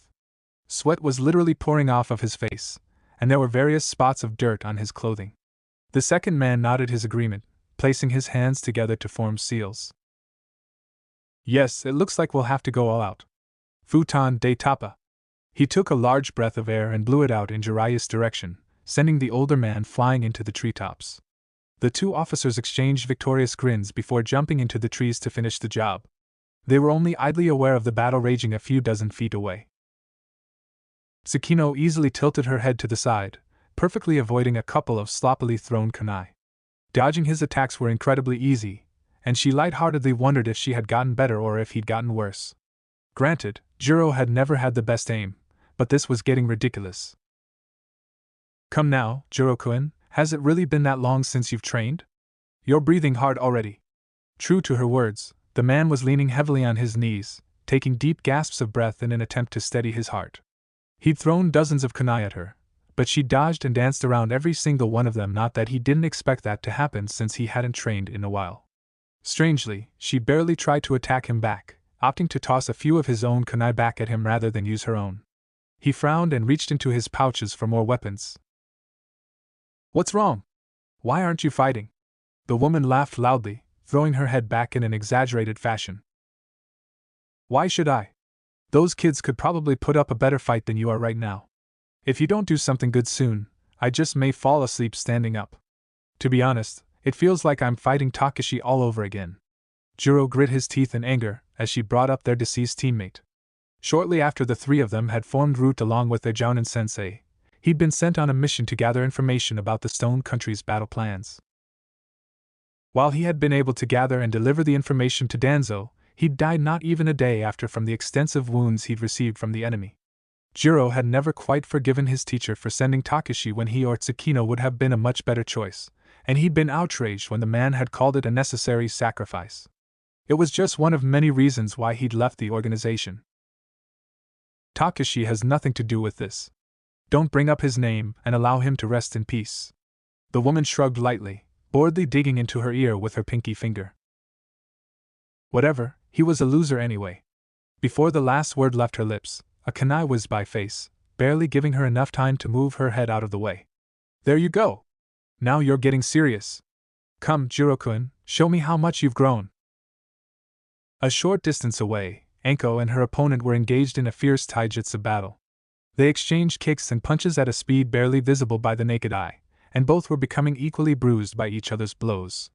After receiving an especially hard punch to her jaw, Anko jumped back for a moment to regroup. The scrolls in her pocket were partially unsealed and ready to go. All she needed to do was find some way to get him incapacitated long enough for her to use them. Her eyes wandered over the surrounding area for anything she could use to slow him down. As she was thinking, however, she missed the shadow clone that had managed to sneak up behind her. The whacked her hard in the back of the neck, attempting to knock her out with one blow. Her vision became hazy for a few seconds before she fell to the ground unconscious, banging her head especially hard against the rough dirt and rocks in the area. Almost too easy, the man grinned, walking up to her with the intent to finish her off. Unfortunately, or perhaps fortunately, she had fallen in a way that fully exposed her fishnet-encased breasts to his hungry eyes. He instantly felt a small amount of lust begin to build in his system. Now that he thought about it, it had been a while since he had been with a woman. It would be a real shame to kill her without having a little fun first. Grinning pervertedly, he kneeled down next to her and placed his hands on her breasts, reveling in the warmth and softness he felt even through the thin fishnet material. He slowly kneaded her breasts with a wide smile, thanking all that was good and holy for his luck. Millions of men, and a few women, would love to be in his position right now. Sure that she was knocked out, he dropped a hand to her thighs and slipped it under her skirt, widening his grin at the intense heat coming from her lower region. He then used his other hand to quickly unfasten the buttons on his pants and pulled them halfway down his legs. This would be fun. To his surprise, the unconscious woman squeezed her thighs together and trapped his hand between them, preventing him from jumping away. What the hell? The man exclaimed with wide eyes, mouth dropping open as he viewed her forehead protector heading straight for his own face. She had butted him 3 times in the nose, ripping a cry of pain from his throat. As he fell backwards, she pushed herself on top of him and used her body to hold him down, panting deeply with effort. After nearly losing consciousness only a few minutes before, it was a bit hard to get herself moving again. Reaching her hands into her pockets, she pulled out the scrolls she'd prepared earlier and slammed them as hard as she could into his chest, evoking another pain shout from his mouth. Jigaku no Chine, she said, forcing chakra into the rolled-up pieces of paper. They erupted into twin puffs of smoke, and a second later, pitch-black chains shot straight up into the air and began to wrap around the restrained man. She jumped back just in time to avoid being roped in with him, and grinning sadistically, watched as the metal ropes continued to spin and twist around his form. The chains of hell were, literally, chains from hell, or at least a place like it. Since they were freshly summoned, the black ropes were still scorching hot from the heat of hell, and she reveled in the screams of pain that resounded from his throat. She knew firsthand how much they hurt. She'd accidentally touched them once while training, and still had the burn marks to prove it. Thick smoke began to rise from his skin, and deep red welts appeared all over the surface of his body. Stop! Please! I'll do anything! Just stop! He screamed, writhing and twisting along the ground. His cries of pain only amused her further, but deciding to put him out of his misery, she'd gotten soft, she pulled a kunai from a pocket in her trench coat and twirled it languidly on one finger. Although she was trying not to show it, she was running more than a little low on chakra. Summoning the chains of hell took a shitload out of her, and even if she was fresh she'd have less than a quarter left. It'd be better if she ended it as soon as possible. Rest in peace. With that, she casually flipped the kunai directly into his open mouth, killing the man almost instantly. Shortly thereafter, the summoned ropes disappeared into a puff of smoke. Sighing loudly, she stretched her arms and turned in the direction she believed her students to be. Now then, on to help. Before she could even finish speaking, her body locked up on her, sending her falling to the ground for the second time that evening. Apparently, she had been much more tired than she originally thought. Or I could just lie here for a while. That's a good idea too. Oh. Do you see him? The root operative asked, eyes scanning the trees as they sped among them. His partner shook his head. Not yet. I'm sure he landed somewhere around HGH. Out of nowhere, a human-sized toad stuck out his arm and close hung the shinobi, sending him falling to the ground below. Nice one. I didn't think you'd actually manage to get him with such a simple move. The toad croaked out something unintelligible, earning a laugh from the. Yeah, you're right. They are pretty bad, even by Root standards. The other operative jumped to the ground to check on his partner before glaring up at Jiraiya with a hateful stare.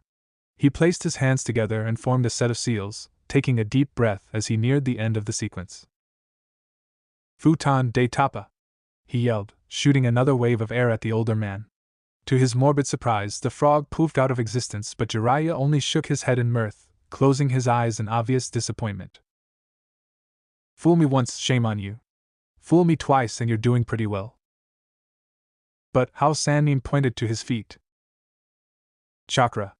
Now then, I believe it's my turn. The man barely had a chance to react as he appeared directly behind him with a bright blue glowing ball in his hand. Raisin Gan.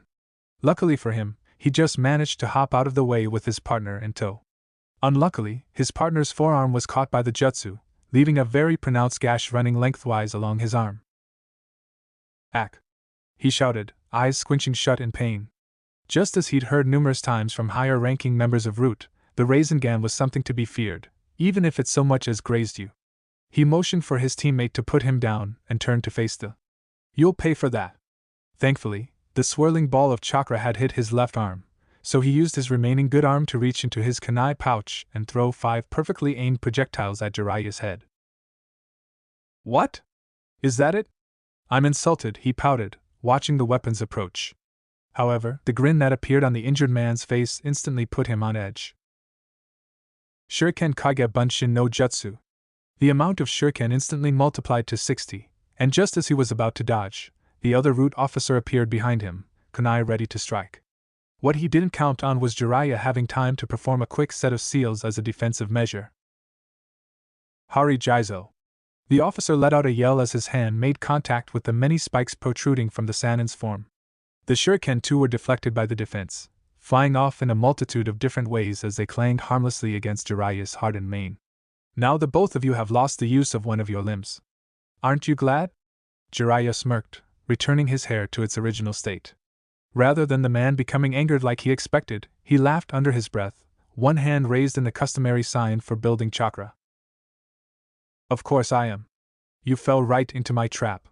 Ninpu Ketsueki. The Sannin's eyes widened in surprise as the man yelled out the words. He thought it had been too easy to injure him, and now he understood why. Using his own blood, the man now had the ability to track and teleport himself directly to Jiraiya's position no matter where he tried to go. Damn it, he cursed, flashing through seals as quickly as he could. Before he could finish, however, the enemy ninja punched him quite powerfully in the jaw, sending him sprawling back first into a nearby tree. Just as he thought, it would be tough to get away from the man long enough to wash the blood from his hair. He cursed again and reached into the pouch of his vest for something. Too slow. The man laughed, appearing directly in front of with a kunai in hand. Jiraiya just barely managed to pull the kunai from its slot and parry the incoming blow, making it so that the blade of the kunai just barely scratched his cheek.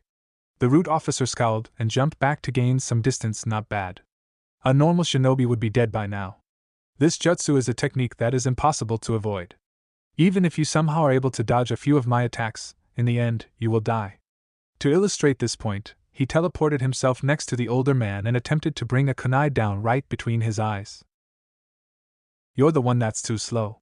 The man's eyes widened when Jiraiya easily knocked the kunai out of his hand and punched him painfully in the stomach. However, he'd forgotten about the other, albeit heavily injured, shinobi in the clearing. Die! He yelled, throwing multiple kunai in their direction. The winced and jumped to his left, catching a stray kunai in his forearm. It was careless of him to concentrate on only one guy at a time. He reached into his vest and produced a multitude of kunai, spinning in midair to throw them all at the 2 Root officers. As he predicted, the men easily dodged the projectiles. Lifting his right hand into the release sign, he forced chakra from his body and out into the surrounding area. Katsu! A second later, the kunai all exploded at once, sending smoke and debris everywhere. Did you really think that would work? One of the men asked, appearing directly beside him again. He kicked Jiraiya as hard as he could, sending him flying back into the treetops. He teleported himself behind the older man and dug his heel into his gut only for his target to erupt into a puff of smoke. Shit, Kage-bunshin. No matter, he can't hide from me. At that moment, something wet hit him on top of the head. He glanced at the sky to see that it was beginning to drizzle. Rain? That's right. I wasn't intending to hit you with those exploding tags, though it would have made things easier for me if they had. The ninja's face immediately showed understanding and a small amount of respect. You knew the smoke would rise into the clouds and cause it to rain so that you could wash away the blood I left in your hair. As expected of a legendary. Jiraiya smirked and shook his head, forming seals as he did so. But that's not at all. Now that I have enough water available, I can get on with the real plan. Sensatsu Suisho? Both officers froze in fear as most of the rain drops around them formed into sharp needles and pointed in their direction. It was over. Even if they tried to shield themselves from the frozen projectiles, there was an infinite amount of rain pouring down from the sky. He could easily create more as long as he had chakra and water, and realizing this fact, the more vocal of the two officers turned wild eyes upon his opponent. Danzo-sama will avenge us in the end. We live for his purposes. The demon will die. Before he could finish his sentence, thousands of needles impaled him and his teammate from head to toe. Letting loose a small breath of air, the older man walked over to make sure that they were truly dead. Per souls, he muttered, satisfied when he didn't feel a pulse. Puppets until the very end. Oh. 30 shadow clones erupted in a puff of smoke as a huge ball of fire ripped through them. Naruto cursed under his breath, a thin sheen of sweat appearing on his forehead from the intense flames of the man's jutsu. That had been close. Had he been just a foot closer to the middle of the group, he would have ended up just like his. Don't think you can win just because you got a lucky hit, demon, the officer sneered, glaring degradingly at the blonde. No sooner had the words left his mouth did a hail of kunai rain from the sky, heading directly in his direction. Amazingly, the man somehow managed to miss all but one of the many projectiles, and he let loose a grunt of pain as the weapons slid into the flesh of his thigh. Turning his glare to the treetops, he easily ripped the knife from his leg. What's wrong? Upset because I'm talking about your boyfriend. A few dozen yards away, Taiya clenched her fist in an effort to remain calm. Every bone in her body was begging her to jump down there and strangle him before dragging his half-dead carcass through a pit of angry fire ants, but that would unfortunately ruin the plan she had set up to take him down. Phase 1 had been completed. Now, she had to hope that Naruto could do his part. She raised 2 fingers to her lips and blew as loudly as she could, her face turning slightly pink with exertion. The signal the genin mumbled, recognizing his partner's whistle. Besides training the things they'd learned from their teachers, Naruto and Taiya had also spent their nights coming up with simple battle plans in case of an emergency. It had initially been the redhead's way of expanding his understanding of basic attack principles, but after only a few weeks of teaching him the ground-level stuff, the blonde had come up with his own ideas and strategies. The most amazing part was that they were actually good. The genin put his hands into the cross shape again and attempted to make 10 more clones only for 20 to pop out instead. Although it was closer than the last time, he still was a bit miffed that he didn't have complete control over exactly how many clones he wanted. Despite his disgruntlement, he gave the mental command for them all to attack. They rushed the man from his left and front, each of them brandishing a freshly sharpened kunai. That again? He chuckled, staring almost disbelievingly at Naruto. He jumped backwards with a smirk, ready to take on the mob single-handedly. Unfortunately, he didn't expect to suddenly get caught in a web near invisible wires. What the hell? His eyes followed the wires to the cluster of kunai the redhead had thrown before, and he immediately understood. While the blonde provided the distraction, the other bitch controlled the strings from a distance, effectively stopping him from both attacking and defending. A good plan if it was executed on a regular shinobi. Channeling chakra into his arm and grinning evilly, he easily ripped his left arm free of her grasp, hearing a thump and a yelp of pain from somewhere in the distance. If he'd guessed correctly, the girl had just been pulled out of the tree she was standing in. This simple action not only freed him from their trap, but it also told him her general location. Moving as quickly as he could, he detangled himself from the thin wires and teleported in the direction he'd heard the cry, intent on finishing her off before she came up with any more brilliant ideas. Sensing his intentions, Naruto chased after him, feeling a small bit of panic begin to rise within his chest. Barely an eighth of a mile away, Tayuya was just picking herself up off the ground. She'd landed quite roughly on her back, and her arm was a little sore after being nearly dislocated by the abnormally strong tug. Wincing lightly, she hoisted herself onto her feet and moved her arm in a wide arc, trying to get some movement going before the joint got stiff from the pain. "That cocksucking son of a bitch," she mumbled, gritting her teeth at the intense pain emanating from her shoulder. Apparently, she'd underestimated him a bit. She'd originally thought they could finish him off without wasting too much chakra, but that idea had gone out the window 2 seconds before she'd hit the ground. Reaching into her pouch, she produced the flute that Naruto had bought her a few months before and lifted it to her lips only to be viciously backhanded across the face. She spiraled awkwardly into an adjacent tree, eyes going in and out of focus from the blow. "Tayuya-chan!" A chorus of blondes yelled from somewhere within the trees. "He's coming your way." If her world wasn't spinning out of control at that moment, she would have rolled her eyes and sighed at his late warning. It shocked her that the rude officer had gotten so close without her noticing, but she really didn't have to worry about that at the moment. Right now, she needed to get away long enough to regroup. She shook her head wildly to clear her mind and rolled to her left, just barely avoiding being impaled by a rain of kunai. "Not bad, bitch. Looks like you can do something without the demon after all." Tayuya felt a snarl build up in her throat. Although she'd wanted to maim or kill hundreds of the people she'd come across in her short 14 years of living, she was certain that she'd never felt more hatred towards any one person in her entire life. Her animal instincts were begging her to jump on him and rip his throat out with her teeth, but thinking logically, she realized that such a straightforward attack would only give him an easy target. "You're not so bad yourself," she said, attempting to buy enough time to come up with a plan. "It must take a lot of fucking training to beat up on a 14-year-old girl. I bet your mother would love to see how great of a shinobi you've come to be." Despite the situation, Tayuya felt like laughing at the enraged expression that appeared on his face. There was something extremely satisfying about hitting a nerve on the first try, at least until he slammed a kunai into her already injured shoulder. She squeezed one eye shut to keep from crying out again in pain and shot him another smug grin, discreetly reaching a few fingers into her weapon's pouch. "Wow, what a fucking man. I bet your 1-inch cock got hard just now, didn't it? You get off on fucking around with kids since they're the only ones you can beat without getting your ass kicked." Predictably, the man's glare hardened as he raised another kunai into the air with barely controlled rage, deciding to end her life despite the orders he'd been given prior. As the knife descended, the redhead quickly threw a smoke bomb right in his face and rolled out of the way, holding onto her bleeding shoulder as she ran. For now, she needed to regroup and tend to her injury before she could worry about how she would take him out. As she escaped, she saw a mob of blonde hair rushing in her direction and nearly sighed in relief. Even though he was horribly late, they could now come up with a new plan to take the officer down. Her relief turned into panic when she saw the expression on Naruto's face. Although she'd seen him become possessed by the Kyuubi before, she still wasn't quite used to it. His blood-red eyes shifted from her shoulder to her eyes, causing her heart to jump into her throat.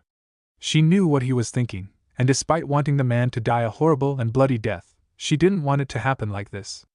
A tail slowly began to grow from his backside, and she instantly knew what would happen next. She winced as a slow burning began to erupt in her stomach, and fighting through the pain, she smiled uneasily at Naruto. "And Naruto, calm down, it's not that big of a deal. See?" She shrugged the shoulder slightly in an attempt to calm him, but she didn't count on a whimper of pain escaping from her lips. Before she could say another word, the demon-possessed blonde shot off in the direction she'd just come from, a mob of equally angry clones hot on his heels. "Shit," she cursed, rushing after them in an attempt to stop him. She knew he didn't like using Kyuubi's power. She could see it on his face every time he and Jiraiya trained together. And even worse than using the power, she knew he hated killing with it. She hadn't noticed it when he first saved her from the Soundnin, but now that she knew him better, it was blatantly obvious that that event still weighed heavily on his mind. It was getting to the point where she was starting to feel guilty for needing his help, and now that she knew it bothered him, she didn't want him to have to go through that pain ever again, especially not for her sake. A loud explosion from the clearing forced her to speed up her pace as she hoped that it wasn't too late. "Naruto! Stop!" she yelled, already fearing the worst. Her fears were realized when she saw the mess that was made of the area. In barely 2 minutes, the blonde had leveled a dozen trees, blown a huge crater in the ground, and worst of all, literally ripped the root officer in half. She turned her head away from carnage, feeling sick to her stomach at the man's entrails and blood spread about on the grass. Not because of the actual sight. No, she'd seen this exact thing dozens of times since she joined Orochimaru. She felt sick because Naruto was the one who had done it. After gaining a grip on herself, she slowly turned her head to take in the scene for the second time. Only a few clones remained along with the original, telling her that the man had put up a decent fight against the Kyuubi-possessed blonde. The red cloak of chakra was just beginning to dissipate, so she slowly made her way over to her still enraged teammate. "It's over," she whispered, slowing her pace as she neared him. He turned his wild, red eyes upon her, still obviously influenced by the evil chakra. Biting back her fear, she moved closer to him and rested a hesitant hand on his shoulder, literally feeling the tension pouring off of his body. "Calm down. He's dead." She marveled at how quickly her words worked on him as his eyes slowly changed from blood red to dark blue. The few clones that were left poofed out of existence, leaving just the two of them alone in the clearing. He lowered his eyes towards the ground, staring at his feet in what looked like shame. "Tayuya-chan," she used her good hand to turn his face back to hers and shook her head, grinning awkwardly to keep him from feeling even worse about what he'd done. "It's alright. It's alright as long as you use it to protect someone else, so don't feel like you've done something wrong."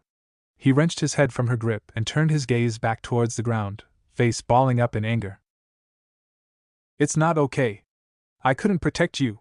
I made a promise to myself that I'd get strong enough to protect my precious people, but I failed. No matter how hard I train or study, I still can't do anything." Tayuya blinked in surprise. Is that why he had been ignoring her? So that he could protect her? Now that she thought about it, it did seem like the kind of stupid idea he would come up with. The blonde sunk to his knees and clenched his eyes shut to hold in his tears. The way he was feeling right now was equal to the pain he felt when he realized that he failed to bring Sasuke back to the village. It was a feeling of hopelessness, despair, and weakness all wrapped up into one, and it was also a feeling he never wanted to feel again. He couldn't even imagine what he would have done had the man actually killed Tayuya, and to be honest, he didn't want to. She was the closest thing to him right now, and losing her would be like losing a part of his soul. Sensing his distress, Tayuya knelt down beside him and wrapped her good arm around his shoulders to comfort him, lightly leaning her head on top of his. She didn't really know what to say. She wasn't really the comforting type, and she preferred to use actions over words. So, for the time being, she awkwardly embraced him in the destroyed wooded area, grateful for the sudden rain that hid his tears from view. Oh. Things seem to be heating up at Jurokuin? Sakino mocked, sidestepping another kunai thrown by her former teammate. "Why don't you all just give up while you still have the chance? Even if you all beat them, none of you will have the chakra left to beat me. If it goes on like this, the kids might end up being killed too.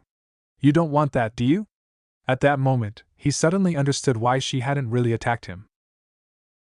She was saving the majority of the chakra for finishing the job when Jiraiya and the others killed off the root officers. It was just like Sakino to come up with such a gruesome plan, sacrificing her own troop in favor of the mission. The man cursed and threw another kunai in her direction, wincing when she caught the projectile between her fingers and casually tossed it over her shoulder. There were nearly 100 kunai littering the field, all of them weapons he'd thrown. "Why are you still serving someone like Danzo? You know what he's like. He'll sacrifice any and everyone for his goals. Do you want to be used as a puppet for the rest of your life?" The woman chuckled under her breath, shaking her head as she did so. "Well, if the pot isn't calling the kettle black. What about yourself? Why are you helping the very same demon who killed your entire family in one fell swoop? Didn't you hate that demon for taking away everyone you cared about?" A somber, serious look appeared on Juro's face, briefly throwing his opponent off guard. "Yeah, I hated him. If I'd had half a chance, I would have snapped his neck while he was still in diapers. So come back. Rejoin Danzo and I on our quest to rid the world of evils such as the Kyuubi," she reasoned, taking a step in his direction. To her chagrin, the man shook only his head, laughing a little to himself as he faced her with a sad smile. "I can't do that. Naruto is not Kyuubi. I realized that fact years ago." A confused frown appeared on Sakino's face as she took another step forward. "What are you talking about? You're not making sense. The entire village knows that he's been possessed by the fox." "Then the entire village is wrong." What? A little while before I left Root, I realized something. The fourth wasn't the kind of guy to seal a demon into a random kid orphan or not. When her eyes widened, his grim smile lessened a bit. I see you've realized it. Even though all the reports say that his son died in the attack, the truth is that he used his own son as the container of the QB. Hell, just look at the boy. He's becoming the spitting image of him. Would a father, especially Erishur, allow his own child to be possessed? Even for the sake of the entire village? As much as she wanted to argue, Tsukino found that the words wouldn't come. Had she become so wrapped up in her hatred for the boy that she'd been unable to see the obvious? That Naruto had the same blonde hair and blue eyes as the former Hokage? That he had that same annoyingly cheerful disposition as his father? She grit her teeth in anger. It was impossible. She wouldn't allow herself to be fooled by his words. You're lying. It's possessed you too. That demon's fooled everyone. Everyone except Danzo-sama. He knows the truth. Don't you understand? If he becomes the Hokage, everything will be as it should be. Then maybe we could try again. Jiro stared at her in shock. You don't mean you still? She averted her gaze and scowled, balling her fists at her sides. Of course I do. Even if I hate one part of you for abandoning me in favor of the QB, I can't hate all of you. As annoying as it is, I still love you. She turned to him again, eyes resolute and hopeful. So come back. Even Danzo-sama says that you'll be welcome amongst our ranks. We can be together again once the demon is gone for good. A sorrowful, forlorn expression appeared on his face as he looked her in the eyes, grinning again in sadness. We're just like them, Naruto and Tayuya. Two stubborn brats who annoy each other constantly, but neither of us can leave the other one alone. He slowly walked in her direction, smiles slipping with each step. Tsukino's body tensed up in surprise as he enveloped her in a tight hug, but she eventually relaxed and closed her eyes tightly, swallowing the lump that had formed in her throat. Don't compare us to that demon and his bitch. We're nothing like them. Jiro chuckled and placed his hands together, forming seals behind her back. I suppose you're right. In all actuality, they're like us. The woman grunted her displeasure at still being compared to the teens, but didn't argue. She was just happy to be held by him again. Her eyes widened as he whispered the next sentence directly into her ear. That's why, I hope they can be like us until the end, able to die together in each other's arms. She tried to push him away, but it was too late. Bakuhatsutiki Jizatsu. Suddenly, the kunai scattered around them made sense. She thought his aim had been much more pathetic than usual, but had passed it off as rust from farming rather than training. Each kunai he'd thrown had been wrapped in an explosive tag, and then changed to make it look like a normal kunai. It was quite a feat to hold the illusion for so long considering the dozens of weapons left in the small clearing, and now that she thought about it, it was just like him to use a trick like that to defeat her. However, she hadn't suspected anything since she didn't think that he'd kill himself along with her. Oh well, she thought, closing her eyes and hugging him tighter as they were engulfed in flames. All things considered, this is a pretty nice way to die. Chapter 22. The steady raindrops splashed against the ground, creating a smooth rhythm around them in the destroyed forest. Tayuya loved the rain. She loved the gentle pitter-patter of the liquid as it made ferocious contact with the grass, and she also loved the feeling of the tiny raindrops splashing against her hair and face. Most of all, though, she loved how the rain covered everything in a fine sheen of fog and moisture, seemingly washing away the fears and trials of battles fought not so long ago. Even though her arm hurt like shit and her legs were beginning to fall asleep, she felt at ease. It was all over now. They'd go back to the farmhouse, recoup, and eventually start training once again. The sound of footsteps running in their direction immediately put her on edge, but the voice that called out to them sent a flood of relief throughout her body. Aye, Chibis, you alright? Enko asked, sprinting in their direction. Tayuya lifted her head long enough to nod, pushing herself a foot or so away from Naruto. He looked fine now, so there really was no point in comforting him any longer. She used her free arm to hold up her injured one, wincing lightly at the pain that shot through her as she touched the wound. Yeah, we're okay. What about you? Looks like someone punched the shit out of your jaw. At least I didn't get stabbed. Good point. Both females glared at each other with a small smirk, each of them thinking about equally disturbing and violent things they could do to the other. Realizing that she was the adult in this situation, The Jounin shook her head and walked over to the dead root officer. She pulled a kunai from one of her pockets and sliced the man's shirt off of his severed body, cutting the garment into a long, thick piece of cloth. "You don't mind wearing this, do you?" she asked Tayuya, holding up the slightly bloody black piece of cotton. When the girl shook her head, she walked back over to Genin and began to wrap the redhead's arm in a makeshift sling.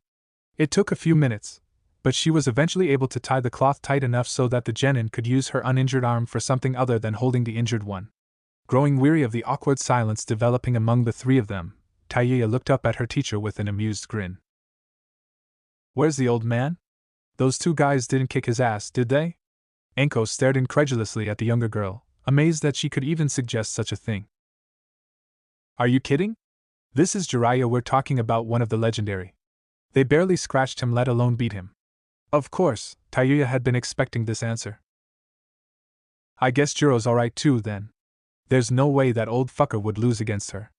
The woman's face noticeably tightened, and she immediately stood to her feet and turned back in the direction she'd come. "Come on, we should meet up with Jiraiya. He has something to show Naruto." A pang of fear resounded in Tayuya's heart. Just by Anko avoiding the question, she knew that something had happened to the old farmer.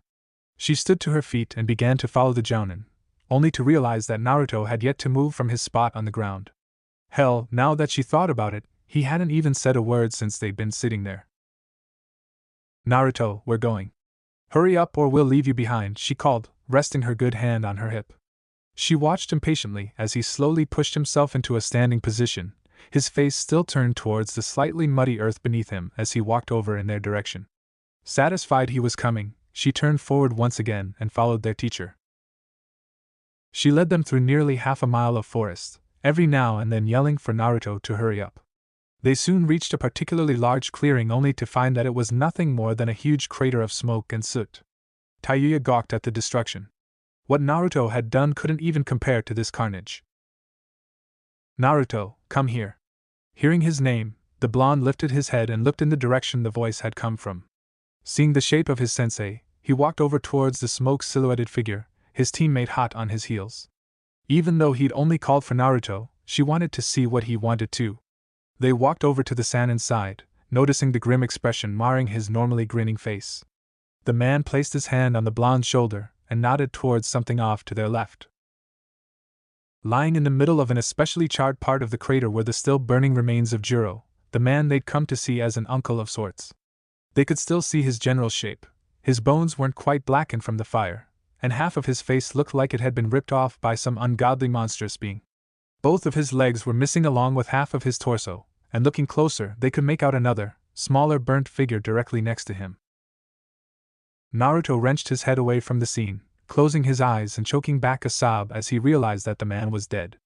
Jiraiya tightened his grip on the boy's shoulder, his own frown deepening. "Look at it, Naruto." The blonde vigorously shook his head, refusing to turn back towards the gruesome remains of the farmer. "Look at it." He forcefully grabbed Naruto's head and turned it back to the scene, making it so that he couldn't look away even if he wanted to. "No! Stop it! Let me go! Let me go!" he screamed, fighting against the man's grip. He didn't want to see it. He didn't want to see someone he cared about in such a horrible state. Above all, he didn't want to believe that Jiro was dead. A hard slap to his face immediately stopped his screams, and he turned wide eyes on the girl he'd come to see as his closest friend. Tayuya-chan. Although she tried to hide it, slapping him had hurt her far more than it could ever have hurt him. Tears prickled hotly at the back of her eyeballs as stared into his shocked face, and she painfully swallowed the lump that had formed in her throat. She hated those eyes of his. The mistrust and betrayal they regarded her with shook her to her very core, and it took all of her willpower not to turn her head away in pain.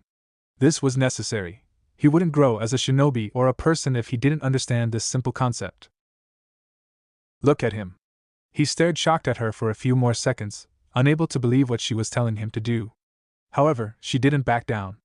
He slowly turned his gaze back to the dead farmer, face scrunched up in grief and torment. "Being a ninja isn't just about fighting bad guys and saving the world, Naruto. People will die, family, friends, lovers, nor comrades are exempt from this basic law of life. Being a ninja also means that you will be killing the friends and lovers of other people." Jiraiya paused to look down at the blonde, making sure he was listening to his words. This is a sight you will see often during your time as a shinobi. The pain is unbearable, isn't it? Seeing a person who was so lively and vibrant only the day before become nothing but a cold, lifeless shell of their former selves is a feeling that you need to get used to. Otherwise, you might as well quit being a shinobi right now. Tayuya looked up at the in horror. She understood what he was trying to do, but he was taking it way too far. The blonde couldn't handle a statement like that. He wasn't ready for it. If he put it like that, Naruto really would quit being a ninja. She took a step forward and opened her mouth to protest his words, but before she could make a sound, Anko tightly wrapped her arm around her neck in a basic chokehold. Quiet down. This doesn't concern you. The redhead fought as hard as she could against the Jounin's grip, but it was hopeless with only the use of one arm. Hatred towards the adults ran throughout her veins. What the hell were they thinking? Did they really want to ruin his dreams over something like this? Jiraiya relaxed his hand on the blonde's head, staring down at him as he did so. What are you going to do, Naruto? Could you handle losing everyone you care about one by one? Do you think you have what it takes to survive, even if everything is taken away from you? If Tayuya was taken from you? Rather than answer, the boy jerked himself away from the and ran into the forest, leaving his remaining 3 traveling companions alone in the clearing. Jiraiya sighed tiredly as he watched him go, rubbing a weary hand over his face. No matter what anyone said, being a teacher was hard. You can let her go now, Anko. Not even a second after the woman released her grip, Tayuya shot off in the direction Naruto had gone. Leave him! Jiraiya shouted, stopping the girl in her tracks. She slowed down long enough to glare at the man from over her shoulder. Why? You might not give a fuck about Naruto, but I do. What do you think will happen if you say something like that to him? Despite the situation, a small, mischievous grin appeared on Anko's face. So, you finally admit to caring about him, huh? Predictably, the redhead's face heated up, spreading a light pink blush across her cheeks. And not like that. I just mean, well, a lot has happened in such a short time, and even a happy-go-lucky guy like him would do something stupid if you say that kind of shit. Nodding, Jiraiya began to head back towards the farmhouse, his gait noticeably slow and tired. Maybe. But isn't dealing with these kinds of things part of being a shinobi? We can't hold his hand forever and tell him that everything's going to be alright. He has to fight both Orochimaru and the Akatsuki in 3 years. If he hopes to have even the smallest of chances of survival, he's gonna have to grow up and face the real world head-on. For now, just leave him be. Tayuya blinked in surprise as she watched his back, marveling at the seriousness with which he'd spoken. For the second time that day, she was reminded of just who the man was. She was pissed as hell at him, but she couldn't deny that he probably knew better than she did. Glancing at the corpse of Juro one last time, she turned to walk back to the farm with a heavy heart and mind. Oh. Silence. Except for the odd clang or creak coming from the old house, not a single sound could be heard on the farm. Never in her life would she have imagined that this place would be void of Juro, Tayuya, and Naruto's loud laughter, and to be quite honest, the eerie silence was starting to get to her. Anko glanced over her Play Kanoiki magazine at the girl lying face up on her futon. While she found it cute that Tayuya was worried about Naruto, she also found it a bit disconcerting how depressed and lackluster she became when he wasn't around. At that moment, she was reminded of the conversation she'd had with the Hokage when she was first assigned this mission. Godame had mentioned a potential problem involving the two being together all of the time. From what she'd gathered, the redhead had never been close to another person in her entire life. In that respect, she was just like the blonde himself. Tsunade had also told her about what had happened after their battle with the Sound Nin, and how possessive of Naruto she'd become ever since then. While this ordinarily wouldn't be a problem, the fact that she was semi-dependent on the boy made things a bit more complicated. If something, or someone ever tried to get between them, it was impossible to predict what the girl would do. Worst case scenario, she'd eliminate the threat at any costs, even if it included killing the other person. Sure, it was extreme, but one could never underestimate the mental state of a shinobi. Anko sighed heavily at the thought. Why did she have to deal with the emotional problems of teenagers? Wasn't it just her mission to train them to fight Orochimaru? Despite that thought, she really didn't mind being involved with the genin. She herself wasn't that close to many people, and as such, she was beginning to see the two of them as her little brother and sister. Well, to be more accurate, she saw Tayuya as her younger sister and Naruto as her sister's prepubescent boyfriend. They were both just as screwed up as she was in one way or another, so it was actually pretty easy to understand where the two were coming from in most situations. She glanced up at her student again, finding that the girl hadn't moved so much as an inch in the 2 hours they'd been sitting there. She was starting to become a bit concerned seeing the normally hyperactive redhead just lying there, so putting on what she hoped was an encouraging smile, she lowered her magazine and fully turned to face her student. Taya-chan, why don't we do some training? It's been a few days since we've done anything, and your shoulder seems to be healing rather quickly. We can just do some simple stretches and kicks, nothing big. Without moving anything other than her mouth, she replied. Don't feel like it. Anko bit back another sigh.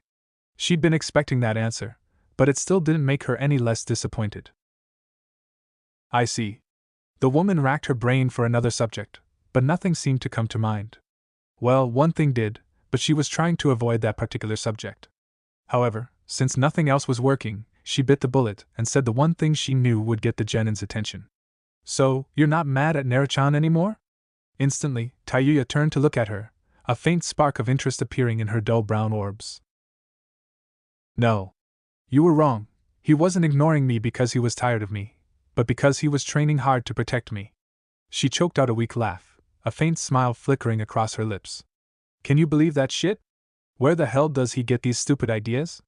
When the Jounin's eye twitched ever so slightly, the redhead pushed herself up onto her good elbow and narrowed her eyes. You had something to do with it, didn't you? Anko held her arms out in front of her, putting on an innocent frown. Hey, calm down. I didn't know he'd take it to that extreme. It was too late. The girl was already angry about not being allowed to approach Naruto, and this particular conversation gave her the excuse she needed to vent. Still, Anko reasoned, it was much better than talking to a brick wall. What the fuck did you tell him? She yelled, already on her feet and heading in the Jounin's direction.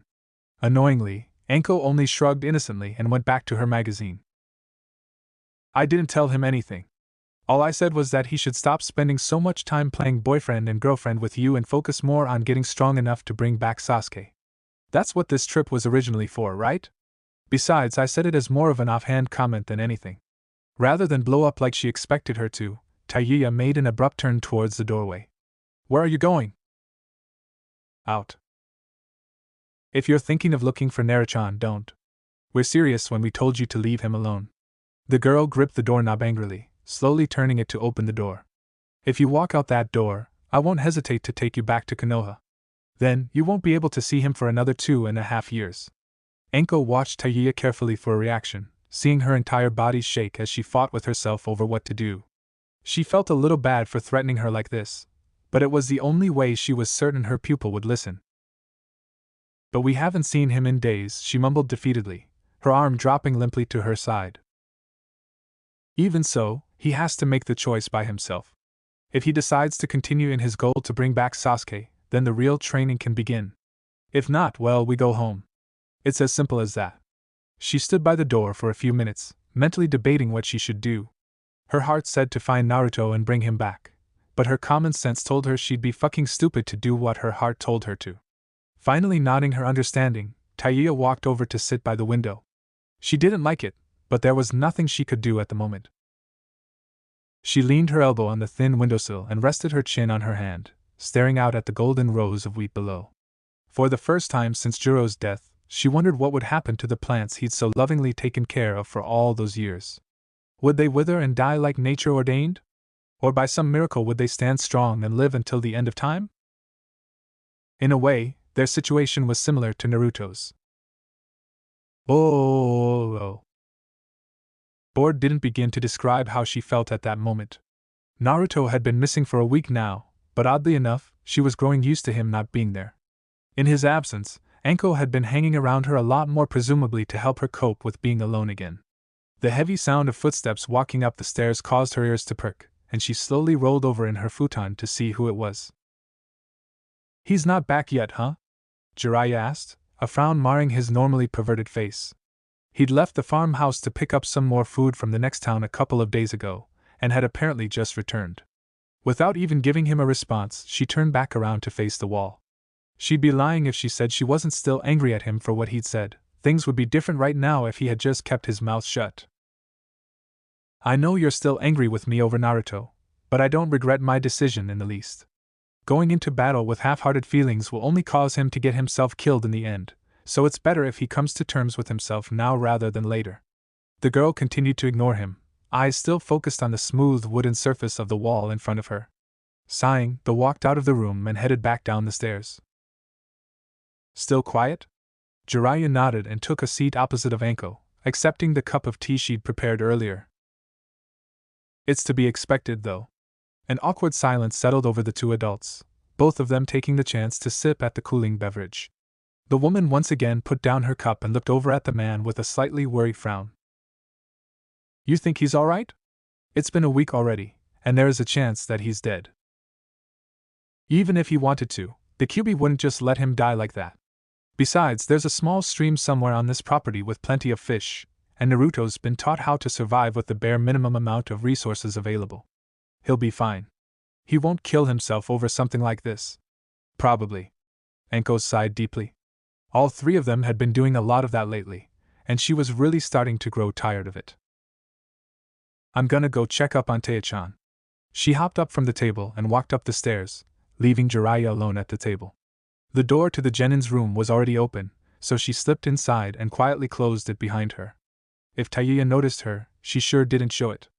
Creeping over to the redhead, she lay down behind her and snaked her arms around the younger girl's waist.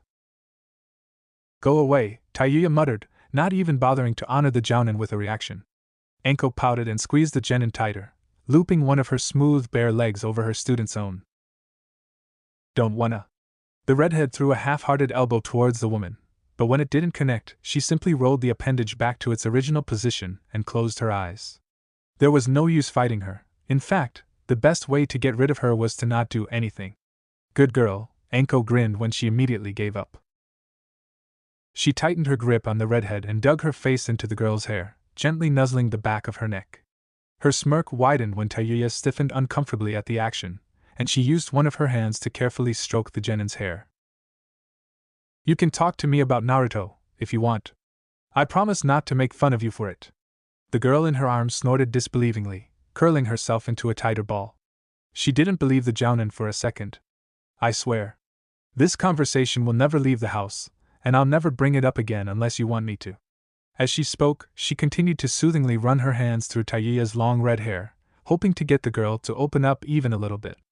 To her pleasant surprise, the genin let loose a tired sigh and turned around in her arms to face the jounin.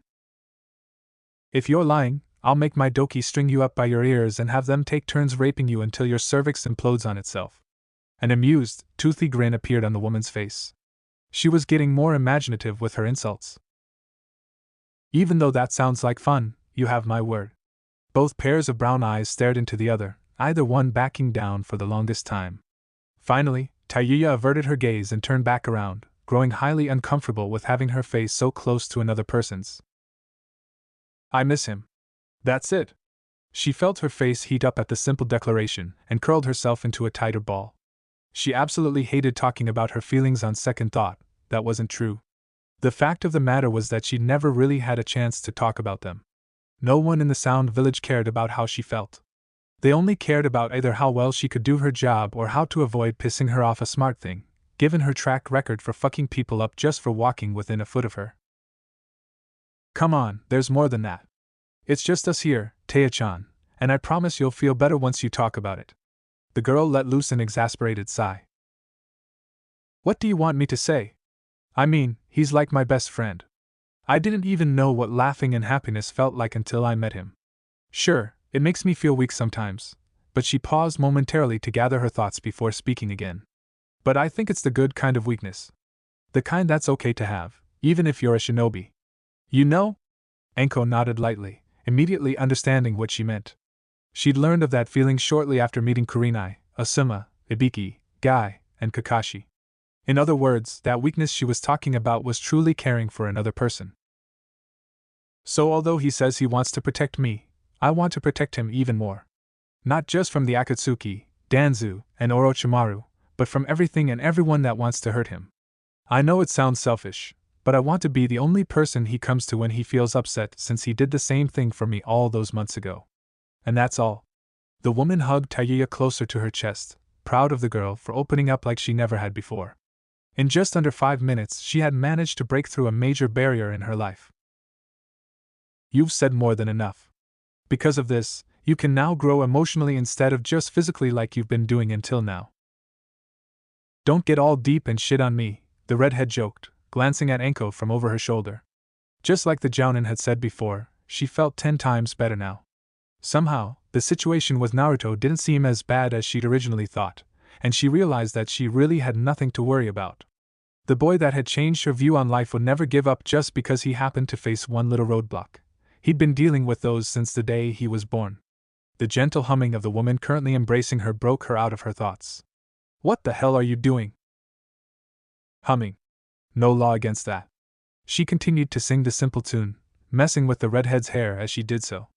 Oddly enough, Tayuya's eyes gradually began to close as Anko sang slowly, and her head slowly sunk down to her pillow.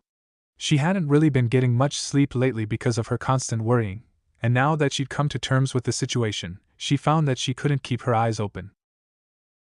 As the afternoon light poured into the small wooden room, Tayuya drifted off into unconsciousness, for the first time in days allowing herself to have a full, uninterrupted bout of rest. Oh. Shaking herself awake, Tayuya was only barely aware that it was dark outside. Apparently, she dozed off sometime between her heartfelt confession to Anko and now. She rolled over to look behind herself, only to find that the woman was already gone. It was just as well. She wasn't ready to deal with the mild awkwardness that would undoubtedly surround the two of them for the next week or so. Yawning, she rolled herself up into a sitting position. She felt thoroughly refreshed after her admittedly long nap, and she stretched her arms high above her head in a languid fashion. Miraculously, her shoulder wound was for the most part healed. It still throbbed painfully if she moved it too much, but the only sign that she'd even been stabbed was an angry red and blue welt just inside of her shoulder blade. Whatever seal they'd used on her a few months earlier was effective as hell. She contemplated going back to sleep to try to gain another few hours, but decided that the effort would be futile. Once she woke up, that was it. No amount of pixie dust nor warm milk could send her back to dreamland. Sighing deeply, she crawled over to the window and sat in front of it, staring up at the brightly shining moon above her. It seemed strange for a tomboy like herself to find such a cliché thing beautiful, but she couldn't help it. Even in the Sound Village she often took moonlit walks in the night, reveling in the peace and solitude the late hour provided her. It was like the one time when everything stopped except for her. Perhaps that was why she liked practicing her flute at night. A dark shadow in her peripheral vision made her snap her head around to her left. She was certain she'd seen something just a second ago, and while it was possible that it could be either Jiraiya or Anko, she somehow doubted it. She pressed her face against the glass as if it would help her get a better view and scanned the darkened fields of wheat below her. Her heart leapt into her throat when a particularly large cluster of the plants moved. Just as she thought, there was someone out there, and whatever the thing was heading straight for the house. A flash of golden blonde caused her eyes to widen, and she immediately jumped to her feet in shock. It was Naruto. There was no doubt about it. It was him. He was back. No fucking way. She almost couldn't believe it. Without so much as a second glance, she flew out of the room and scurried down the stairs, intent on being the first one to greet him. She was sure that her hair and face were a mess, not that she particularly cared. Regardless, she used her fingers to fluff and tame her hair into a reasonable shape, licking one of her hands and rubbing it into her thick red mane to add some moisture to the uncontrollable mess. She then used her hands and shirt to wipe the sand from her eyes. Her hasty grooming was interrupted by the slow turning of the front door's knob, and she quickly dropped her hands back to her sides in anticipation. Just as she'd expected, one Uzumaki Naruto wearily stepped through the door, clothes ripped and torn beyond belief and hair a horrible mess of twigs, leaves, and mud. None of that mattered to her though, she launched herself at him anyway. Not expecting the surprise tackle, both genin were sent tumbling to the ground, the blonde managing to land painfully on his back. To say he was shocked would be an understatement. He didn't know exactly how long he'd been gone, but given Tayuya's uncharacteristically exuberant reaction to his return, he reasoned that it had to have been a somewhat large amount of time. She gripped him tightly around his neck, body sprawled haphazardly on top of his. Okay, so the tackle hadn't gone completely according to plan. In her mind, he would catch her and grin that mischievously foxy grin of his, earning himself a mildly painful bop on the head for going missing for so long. Still, she wasn't too broken up about her fantasy going down in flames. This was just as good, in her opinion. He smelled distinctively like a mixture of earth, rainwater, and musk, a scent she was somewhat used to growing up with 4 non-hygienic young males in such close quarters.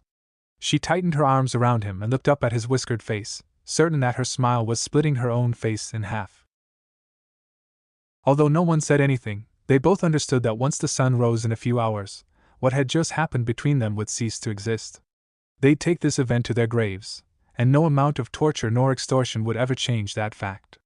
For now, though, she was content to have the blonde back at her side, ready to continue the harsh battle to realize their dreams together. "I'm back," Naruto croaked out, voice hoarse with misuse. Tayuya beamed up at him, enthusiastically meeting his bright blue eyes with her own light brown ones. "Welcome back." Chapter 23. Danza-sama. Danza sighed deeply as yet another one of his subordinates called out his name. He really needed to put some kind of lock on his chamber doors to keep these idiots from bugging him every time one of them chipped a tooth or broke a finger. "What?" He almost spat, leaning backwards in his large chair. What could it be this time?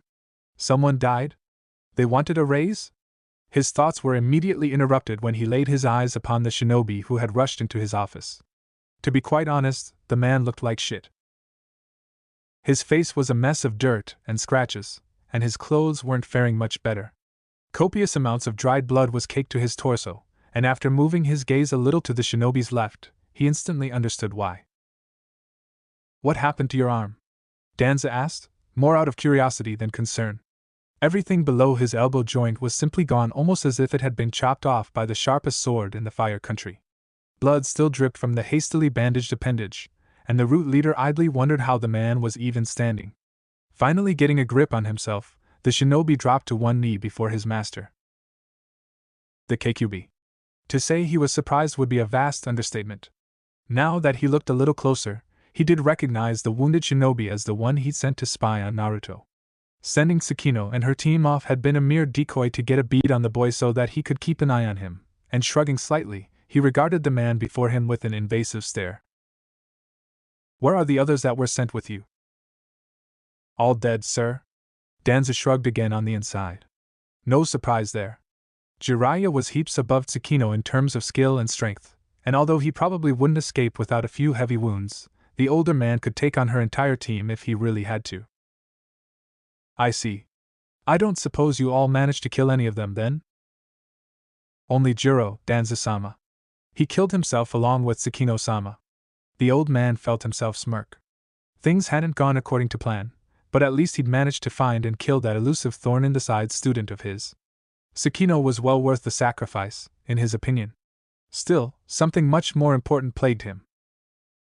"How was their progress? Did you see their attacks?" The man shakily nodded his head. They were average at best. The girl only used one Earth-style jutsu and basic ninja weapons, and the demon hasn't improved at all. He was only able to win once he used his demonic power, but when he did, it was frightening. Danza nodded his head slowly. He wouldn't put it past Jiro to warn the kids ahead of time not to reveal all of their best attacks and skills. His former student was notorious for being able to look underneath. He was disappointed that he hadn't been able to see how the redhead fought, but he was pleased that the Kyubi container could now call upon his power at will. Once he got his hands on the boy, it'd be child's play to turn him into Root's fiercest warrior. And who knows? He might be able to breed the two genin together to create many more powerful soldiers for use in his army. He closed his eyes and smirked. There was no use planning ahead when he hadn't even obtained the demon. "How did you lose your arm? Wasn't your mission just to monitor the Kyubi?" The man noticeably stiffened in fear. "Why yes, Danza-sama, but he sensed me. That brat sensed me. After he ran off alone into the woods, I attempted to follow him as per your orders. But out of nowhere, he just a huge red claw just my arm." Danza sighed deeply. Why did he even bother sending weaklings out on such important missions? It was becoming more and more obvious that his scout hadn't been able to pick up much of anything worth hearing, a fact that disappointed him greatly. "I understand." He lifted his hand and snapped his fingers, instantly summoning a young black-haired boy. "Take this man to the infirmary, and afterwards, send out a higher-ranked shinobi to monitor the queue. No! Internally shocked, the one-eyed man slowly turned to look at the still kneeling shinobi. Are you telling me what to do? And no, Danza-sama. Never. I'm just suggesting that we kill him now before he gets any stronger. If we don't do something soon, he'll become too powerful for even you to bring down. Before he could finish the sentence, his head was cleanly sliced off by the young boy's blade.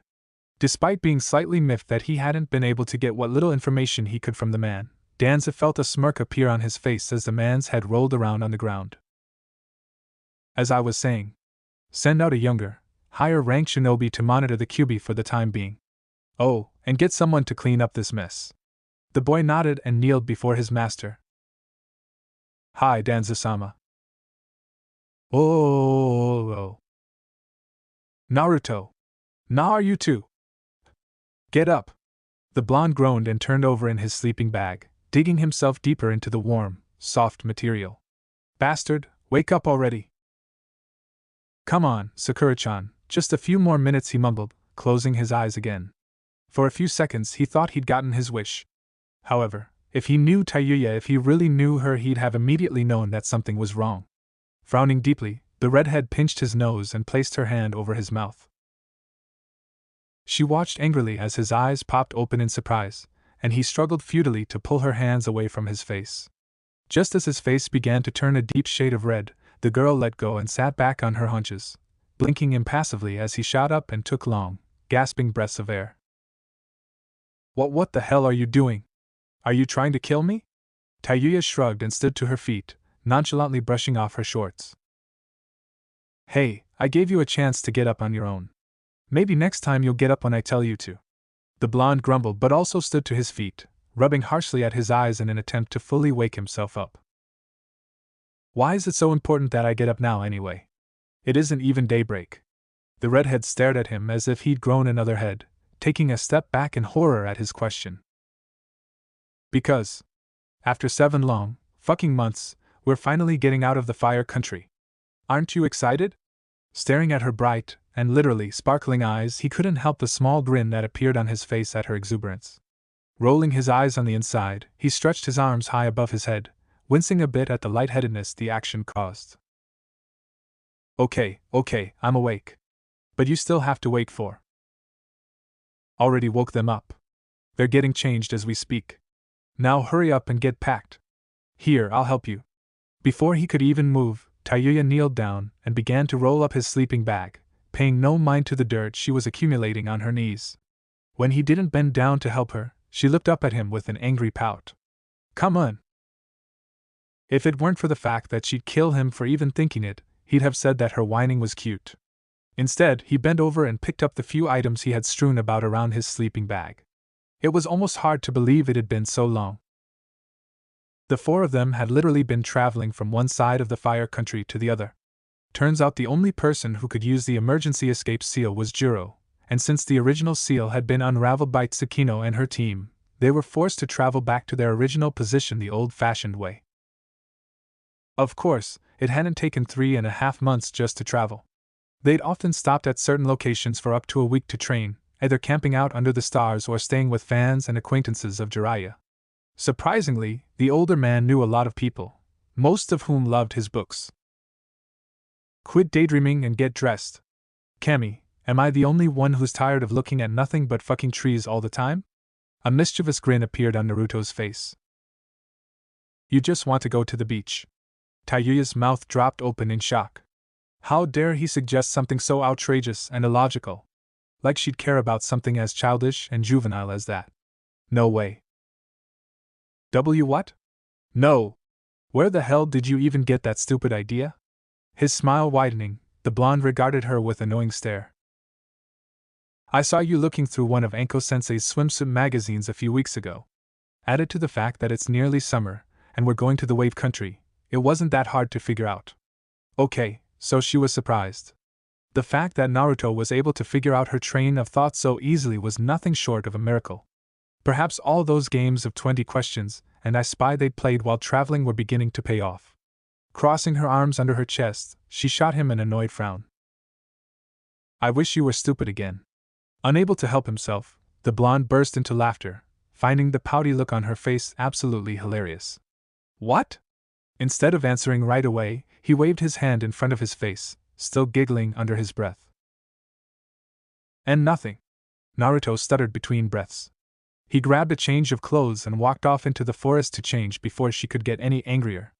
If there was one thing he'd learned about Taiya in the 7 total months they'd been together, it was that she hated being considered girly or cute in any way. He slipped on his shinobi garb as quickly as he could, feeling more and more excited with each passing second. He was actually looking forward to visiting the Wave Country more than his teammate. He couldn't wait to see Inari, Tazuna, and Tsunami again, but more importantly, he wanted to show Taiya the graves of Zabuza and Haku. It was one of the most influential events of his shinobi career, and nothing would please him more than to share the story with one of his closest friends. Naruto! The blonde sighed loudly and began to head back towards their camp, shaking his head as he did so. God, she was impatient. Oh. Words refused to come to her as she stared at the large sign hanging over the bridge. Glancing to her left, she was pleased to see that she wasn't the only one. Both Jiraiya and Anko were currently wide-eyed with shock, looking up at the bold-lettered billboard in equal disbelief. The three of them simultaneously turned to the sheepishly grinning blonde standing on their far right. Naruto, Jiraiya started, looking at the boy with as much seriousness as he could muster. What the hell did you do, boy? I don't know. It wasn't like this when we left. I swear. Shaking her head, Taiya looked up at the sign above the entrance for the 5th time in 10 minutes. Whoever had decided to name it the Great Naruto Bridge was either an idiot, a genius, or both. Ano, excuse me. The 4 shinobi turned around to see a girl no older than 10 staring up at them with wide, hopeful eyes. Is your name really Naruto? The blonde shrugged and nonchalantly nodded his head. Yeah, why? Without saying another word, the girl gasped and sprinted off across the bridge, leaving them all confused and bewildered by her behavior. Okay. Why the fuck are we still standing out here for? Let's go! Taiya yelled, grabbing Naruto and leading the way onto the concrete structure. The bridge was huge, easily covering the span of half a mile in length. Benches and light poles were set up straight along the bridge, and dozens of people milled back and forth across it.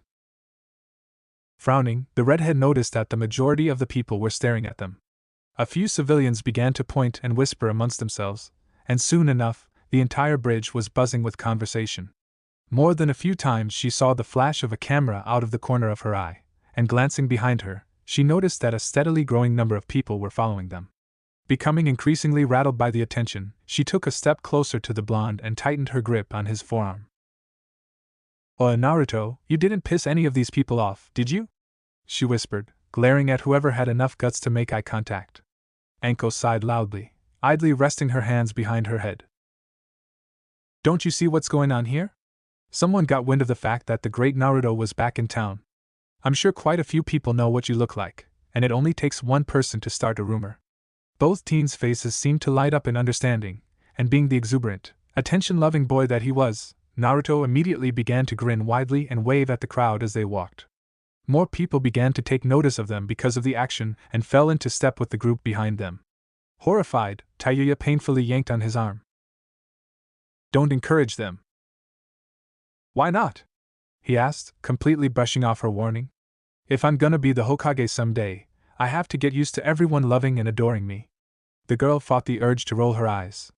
She'd forgotten all about his idiotic quest to become the poster boy for the general public. She personally didn't understand why it was such a big deal.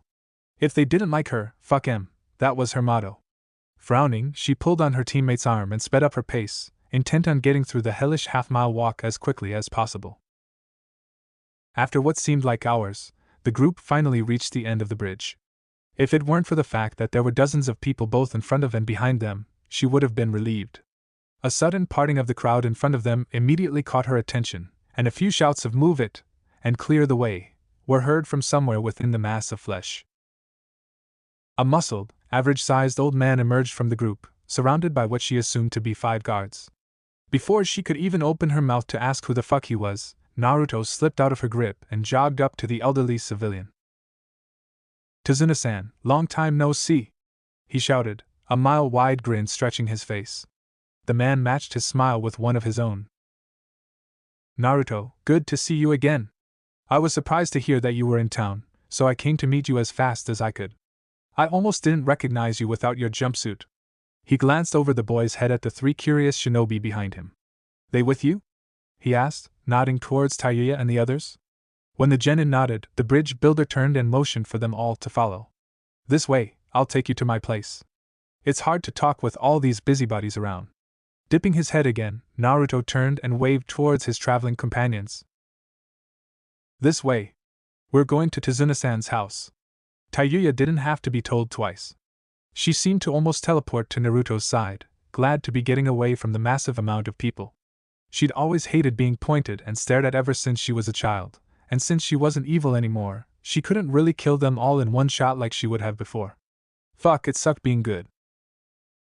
The group walked through the town at a leisurely gait, taking in the surrounding area with all. Stores, hotels, and restaurants littered the main strip, every building tall and brushed with the feeling of newness. There were people everywhere, eating, talking, walking, and the redhead noticed with disgust that one horny couple was even making out in a deserted alleyway. Some people had no shame. Naruto, on the other hand, was surprised by how much had changed in only a year.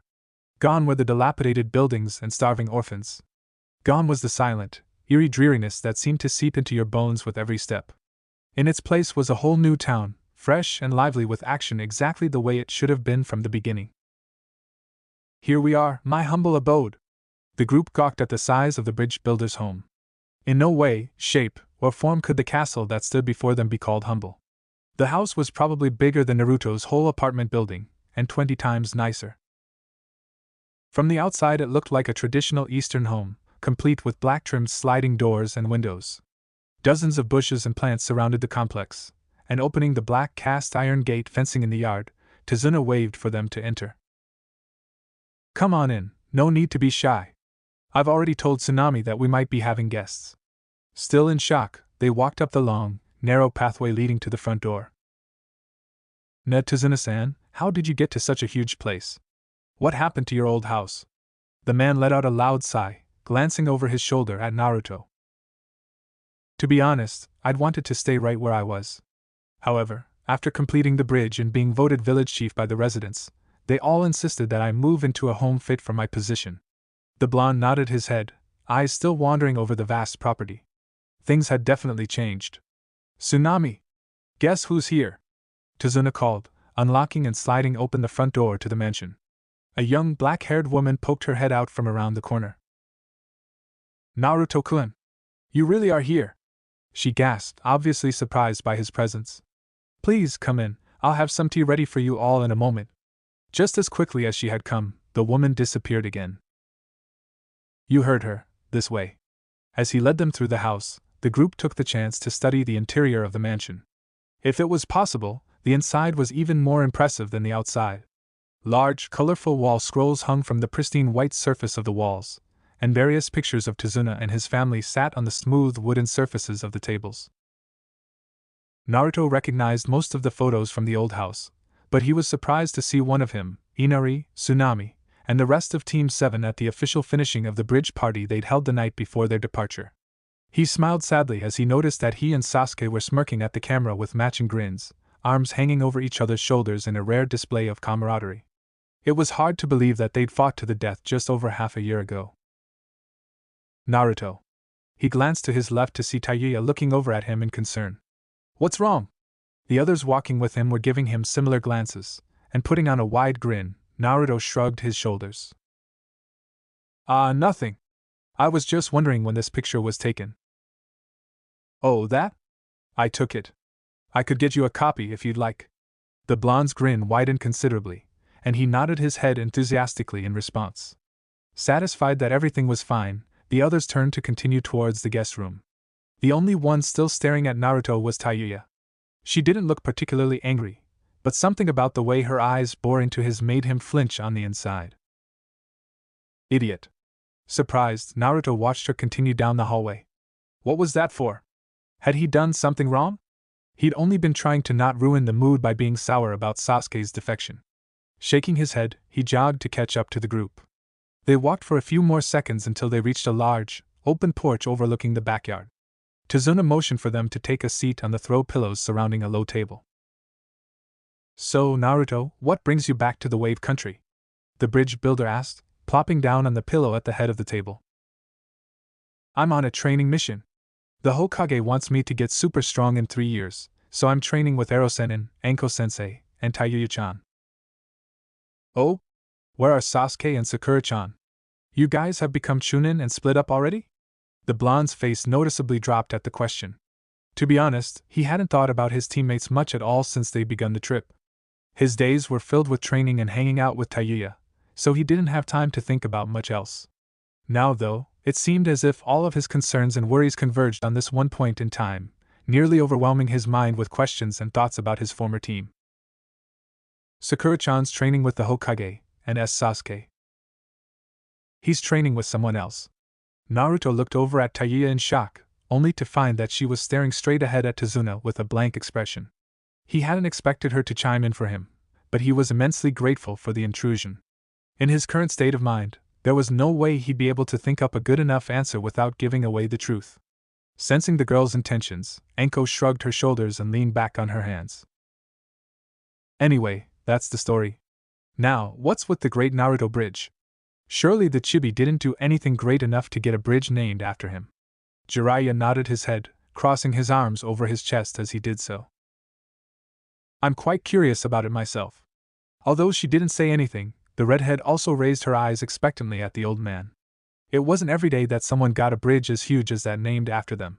Tazuna laughed loudly, mouth opening wide in genuine mirth. Well, it's not his physical strength that really affected our town. If that was the case, we'd have named it the Great Kakashi Bridge. Instead, it was what he did for our country emotionally that made a difference. Tayuya tilted her head, glancing at the man in disbelief. Emotionally? What the hell's that supposed to mean? Well, in a way, he united us all and gave us the strength to fight against Gato and his financial oppression. It wasn't until Naruto arrived that our town was able to flourish, and as such, the villagers and I found it fitting to name it after him. After all, the bridge is uniting us with the rest of the shinobi world.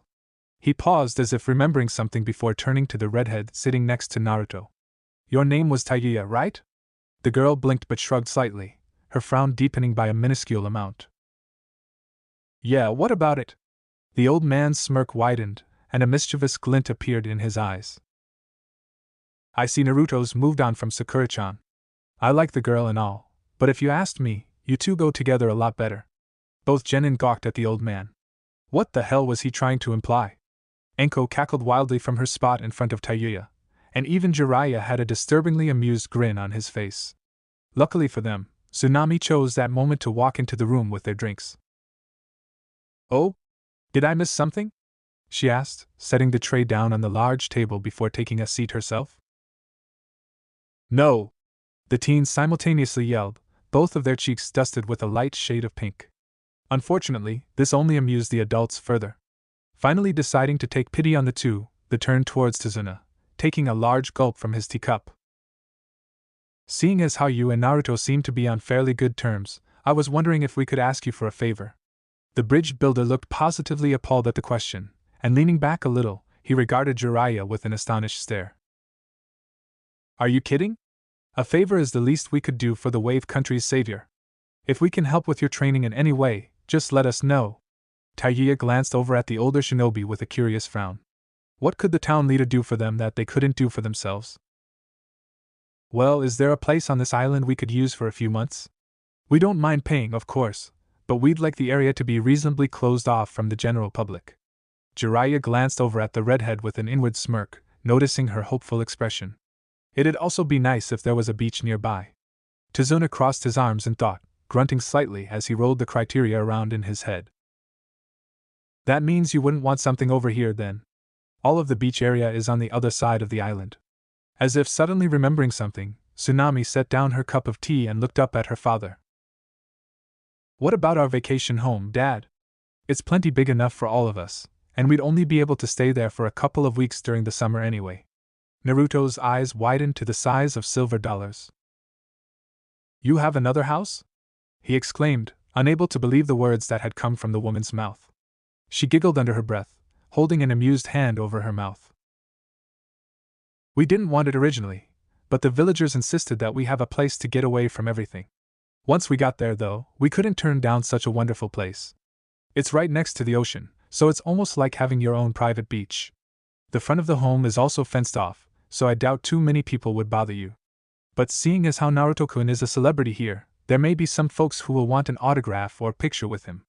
If it was possible, the blonde's face lit up even more. His teammate probably wouldn't like it, but he'd love to have people dropping by to visit. That sounds like fun. Come on, Ero-senin, let's do it. We can, right, Tazuna-san? Right.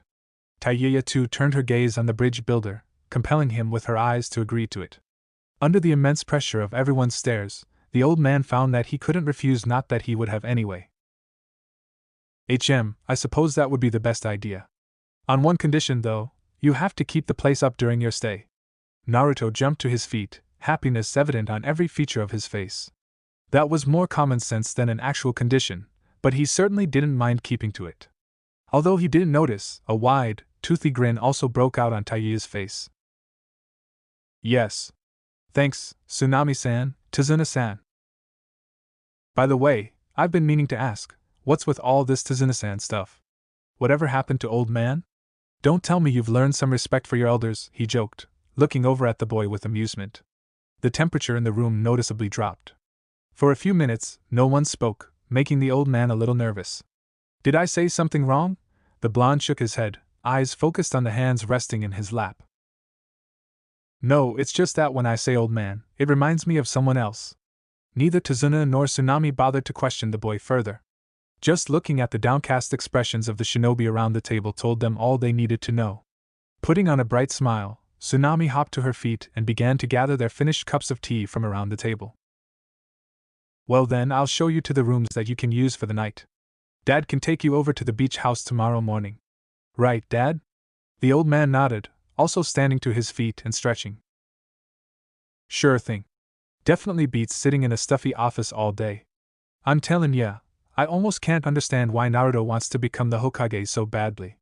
That's still your goal, isn't it? The genin grinned widely and nodded his head, mimicking the town leader's action. Of course. I won't stop until the entire village recognizes me. Tazuna laughed again, shaking his head at the boy's one-track mindedness. Despite changing a bit on the outside, on the inside, he was still the same Naruto he met over a year ago. Tazuna-san, if you don't mind, I'd like to discuss a few more details regarding the property around the beach house. The bridge builder nodded, motioning for the to follow him. Enko too started to get up, but a small cough from the girl in front of her caught her attention. She looked over at Taiya with a curious stare, noticing the highly uncomfortable look marring the normally angry redhead's face. What's up, Taiya-chan? If you have something to say, spit it out. The teenager lifted her eyes to shoot a withering glare towards the older woman, but she quickly averted her gaze a few seconds later. I need a favor. Chapter 24. It should be just around this bend. I warn you, we haven't been there since last fall, so it's probably a little dusty. You guys have your work cut out for you. Tazuna joked, adjusting the sun hat on his head. It sure is hot today, though. If it's only 10 o'clock now, I hate to feel the heat a couple of hours from now. Naruto gawked at the old man walking ahead of them. You mean it gets hotter? The man solemnly nodded his head, glancing over his shoulder at the genin. This is nothing. Next month, you'll start seeing mirages and dead people on the side of the road. Ah, here we are. He came to a stop in front of a large metal gate, the bars held closed by a thick, cast iron chain. It didn't look particularly secure, but the bridge builder had already explained that it was there to help rope off the property more than anything. He produced a large, silver key from his pocket and put it into the huge padlock keeping the gate closed. I don't see the house anywhere.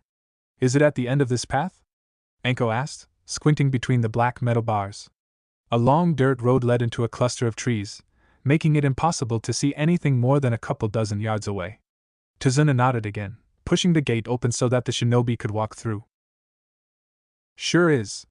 There's another, more secure gate along the way, though a shinobi could easily get in if they wanted to. It's really only there to keep out the riffraff, if you know what I mean. As they began to walk down the final stretch leading to the house, he looked over at the redhead with a curious You don't talk much, do you? In fact, I've only heard you say 4 or 5 sentences since you all got here. Now that you mention it, she really hasn't been talking that much. Tayuya-chan, are you feeling sick or something? Naruto asked, furrowing his eyebrows with worry. He waited a few seconds for her answer, but the girl continued to walk with her eyes glued to the ground, completely oblivious of the fact that she was being stared at. It wasn't until the blonde placed his hand on her shoulder that she snapped her head up to look at him. Tayuya-chan? To his unpleasant surprise, his teammate shied away from his grasp, nervously crossing her arms over her chest. I'm fine. Naruto's frown deepened. No matter how he looked at it, something was bothering the girl walking at his side. While he certainly couldn't claim to know everything about her, it was obvious enough that she wasn't telling the truth. Her sudden standoffishness was beginning to worry him, and he took a step closer to get a better look at her. Was it something I did? If it was possible, Tayuya shrunk even more into herself. She turned an angry gaze on the blonde, once again moving away from him. I told you I'm fine. By now, they'd attracted the attention of the other adults. Trouble in paradise? Anko asked, a knowing smile spreading across her face. Jiraiya lifted a curious eyebrow at the woman. Something I should know about. The Jounin shook her head, lightly shrugging her shoulders as she did so. Nah, let the chibis work it out amongst themselves. This is normal for kids, after all. Tayuya growled slowly at being called a kid, but didn't comment. It'd be better if they all left her alone, and arguing would only spark more interest. She glanced out of the corner of her eye at the downcast expression on Naruto's face, instantly feeling bad about the way she treated him. She knew how he was about these things. He was the kind of person who needed a certain amount of attention per day, and by being so close to him every waking and sleeping moment, she'd inadvertently raised that amount. It was no wonder he was put off by her sudden demand for space. Rather than apologize, she took a hesitant step closer to the boy, just enough so that he wouldn't feel like she was avoiding him. There it is! Anko yelled, acting very much like a kid herself. Both genin looked up to see a large, wooden house sitting on top of a small hill. It was easily half the size of their normal home, and also just as nice. Unlike their other home, though, this one was more Western-styled with dark green doors and shutters etched neatly into the building. They could all clearly hear the sound of the ocean, and the smell of the salt water permeated throughout the senses. Fidgeting, Tayuya realized that she couldn't take it anymore. She rushed towards the gates as fast as she could, fully intending to hop over them and head towards the beach. Hold it, Jiraiya called, stopping the girl in her tracks. We need to discuss a few things before we can relax. Don't you agree that it's better to get the work out of the way first? As much as she wanted to, the redhead couldn't argue with that logic. The beach would still be there when they were done, and it'd probably only take an hour at the most for them to talk about what they needed to. Regardless, she hung her head in disappointment, causing Anko to smirk evilly and throw an arm around her. Don't worry, Taya-chan, you'll have plenty of time to show it off. Naruto tilted his head, looking over at a now pink-faced Tayuya with a curious frown. Show what off? The girl vigorously shook her head, once again crossing her arms over her chest. Nothing. Let's just hurry up. Tazuna's eyebrows lifted into his forehead. He didn't quite understand what was going on, but he unlocked the second gate and pushed the heavy, barred door open anyway. Tayuya was the first to disappear through the entrance, followed by an extremely curious blonde. Come on, tell me. What do you have to show me? Any Tayuya-chan, what is it? Tell me. Fed up, the redhead bopped him on top of the head, causing the boy to yelp out in pain. Shut the fuck up. You're annoying. Naruto watched her stalk up the path to the house, pouting as he rubbed his head to lessen the pain. She was acting much stranger than usual. He looked back at the smirking Jounin with a small frown stretched across his face. Anko-sensei, what's wrong with Tayuya-chan? She's been really quiet since yesterday. Laughing hysterically on the inside, Anko patted the boy on the shoulder. She knew it was wrong to be having this much fun at their expense, but the two of them were way too cute for her to leave alone. Don't worry, you'll find out eventually. Keeping her hand on his shoulder, she led him up to the house, both men close behind. They reached the house in another few seconds, finding the redhead already waiting impatiently in front of the door. She refused to look in their direction, instead occupying herself with glaring down at her feet. Tazuna inserted his key into the lock and pushed the door open with a small grunt. "Come on in, make yourselves at home," he said, closing the door behind them. There wasn't much to see inside the huge living room. A single couch sat stoically in front of a large television, and a small wooden fan hung from the ceiling. There were no pictures or decorations like there were at the man's regular home, and a fine sheen of dust littered the surface of every item in the room. Enko ran a finger over the nearest table, frowning at the large amount of residue that had appeared on the appendage. "Whoa, you weren't kidding about the dust. If the rest of the house is as bad as the living room, it'll take a whole day to finish cleaning this place."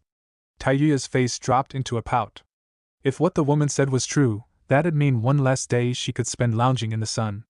She looked over at Jiraiya expectantly, using only her eyes to convey what she wanted to tell him.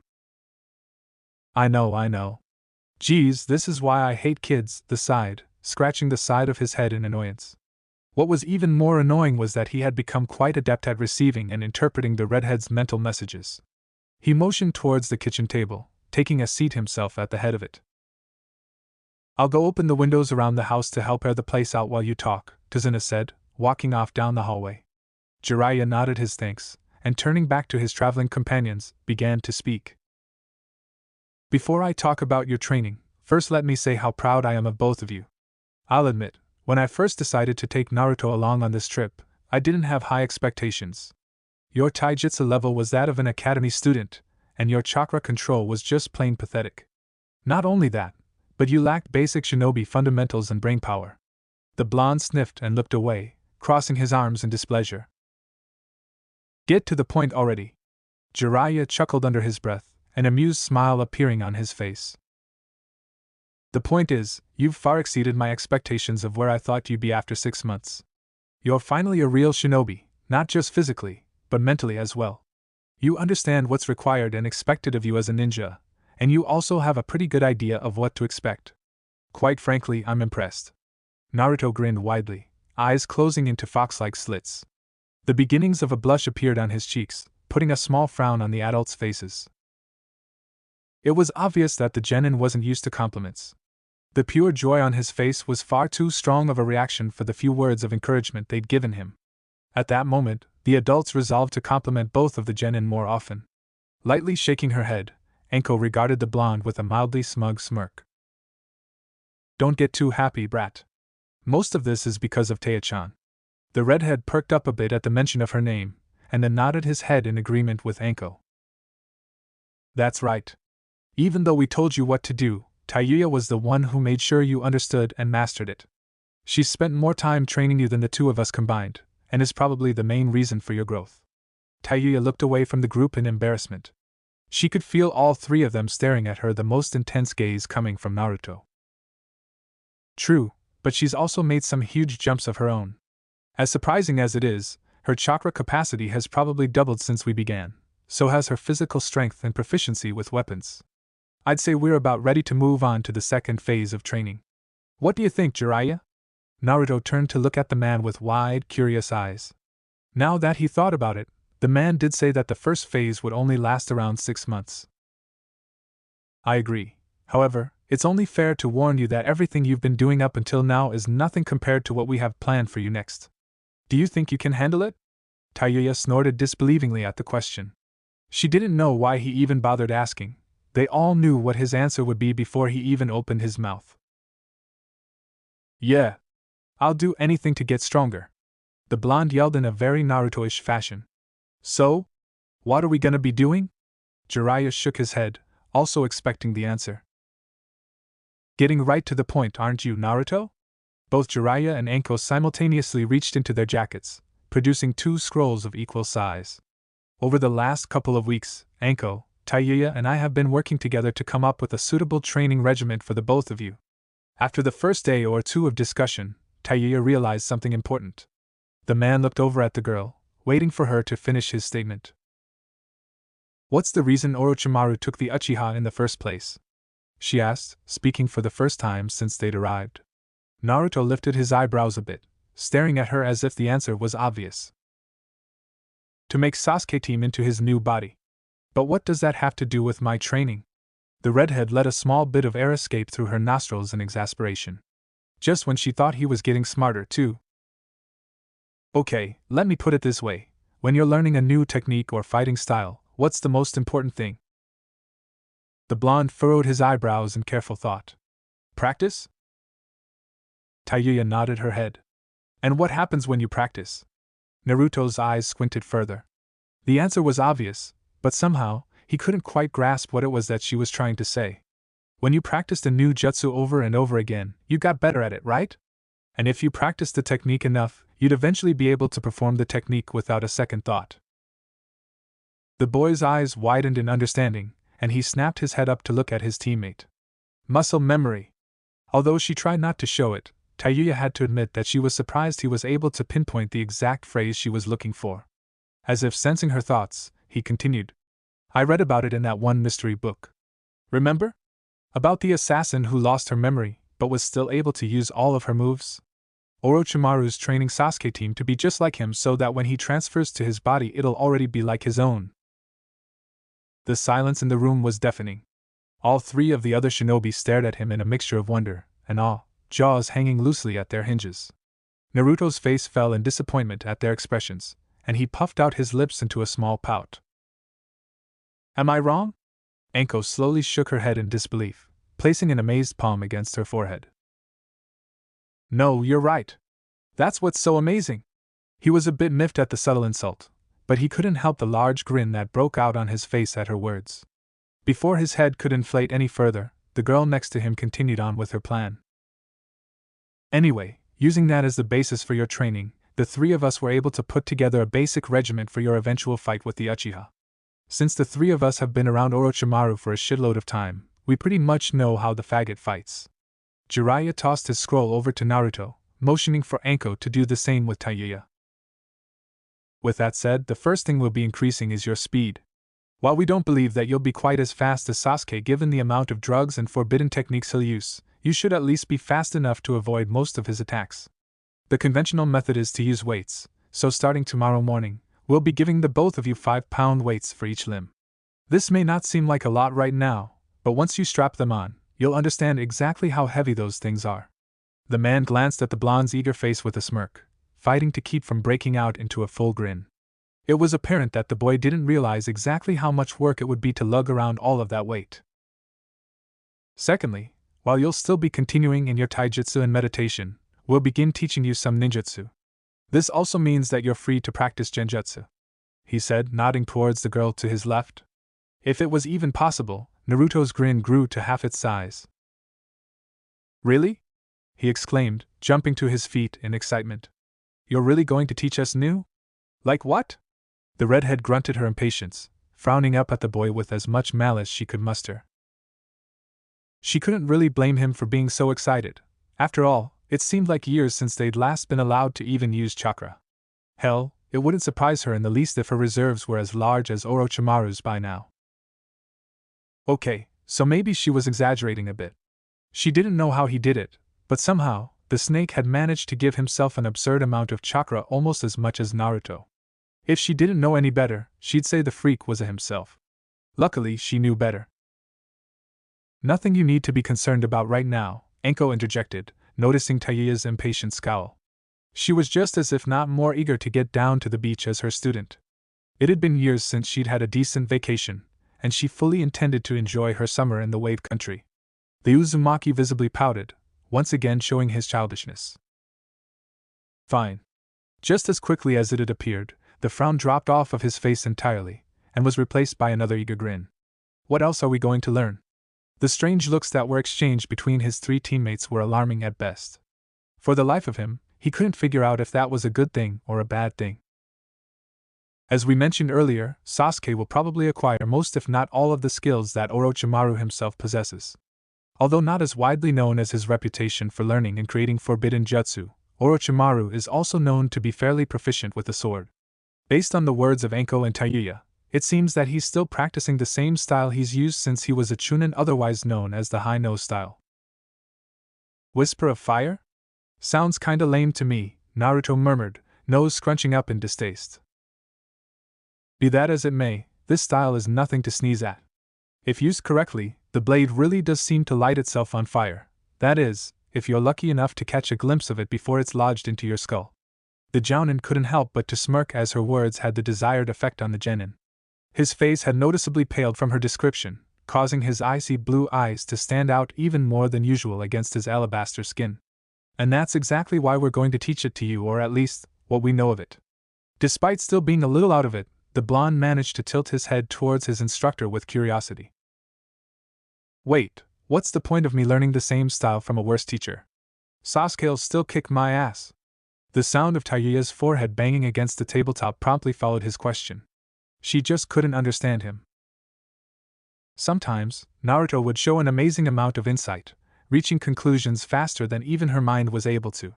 Others, it seemed as if he was still the same loud, idiotic genin she'd met over half a year ago. There was no rhyme or reason as to why this was, and the more she tried to figure it out, the more her head began to hurt. Even though she'd learned not to question why this was and simply accept it, it didn't make her any less annoyed. If you know what to look for in Sasuke's style, it'll be easier for you to counter it with your own, she scowled, unable to believe that she was explaining such a simple thing.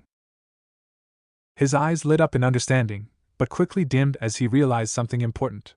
Wait, how are we going to find time to do all of this?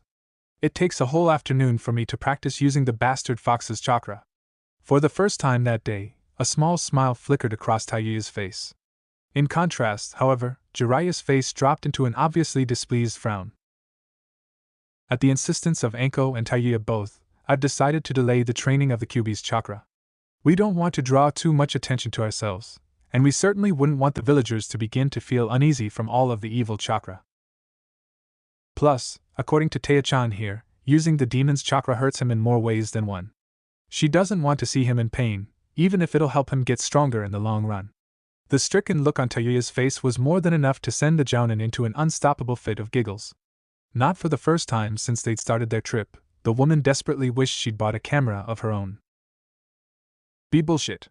I didn't say that, Tayuya screamed, abruptly standing up from the table. She didn't have to look at him to know that Naruto was staring at her in a mixture of surprise and awe. She was certain that her cheeks were dusted with at least a light pink if not a fire engine red of embarrassment. Fed up with the awkward silence that settled around them, not counting Anko's laughter, the girl angrily stomped her foot. Screw this, I'm out of here, she exclaimed, making a very angry rampage towards the door leading to the beach.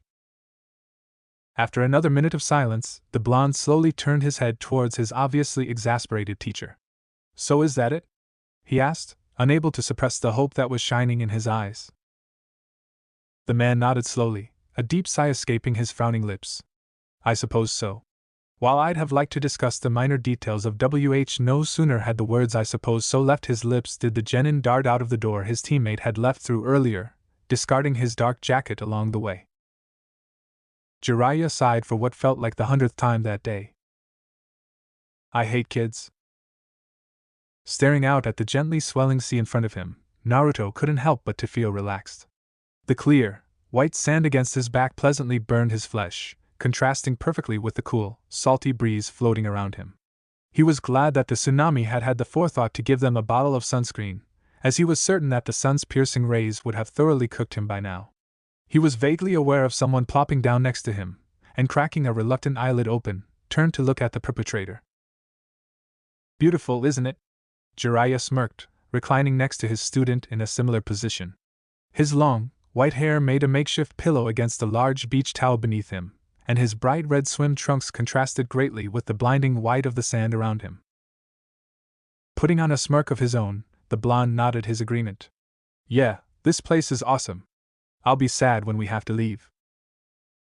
Shocked, Jiraiya shot up into a sitting position, not bothering to hide his incredulous expression from the genin.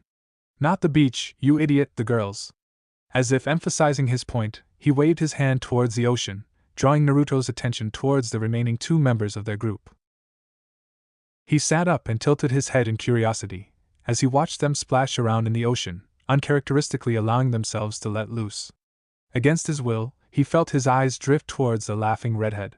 Her thick, red hair was tied back in a long ponytail that easily reached the small of her back, and surprisingly, her smile was stretched wider than he could ever remember seeing it. Unknowingly, a wide smile of his own appeared. Noticing this, the Sanin's smirk grew. I see you've taken quite an interest in Taiya, he said, nudging the boy with his elbow. The genin slowly nodded his head, leaning his chin on his crossed forearms. She looks happy.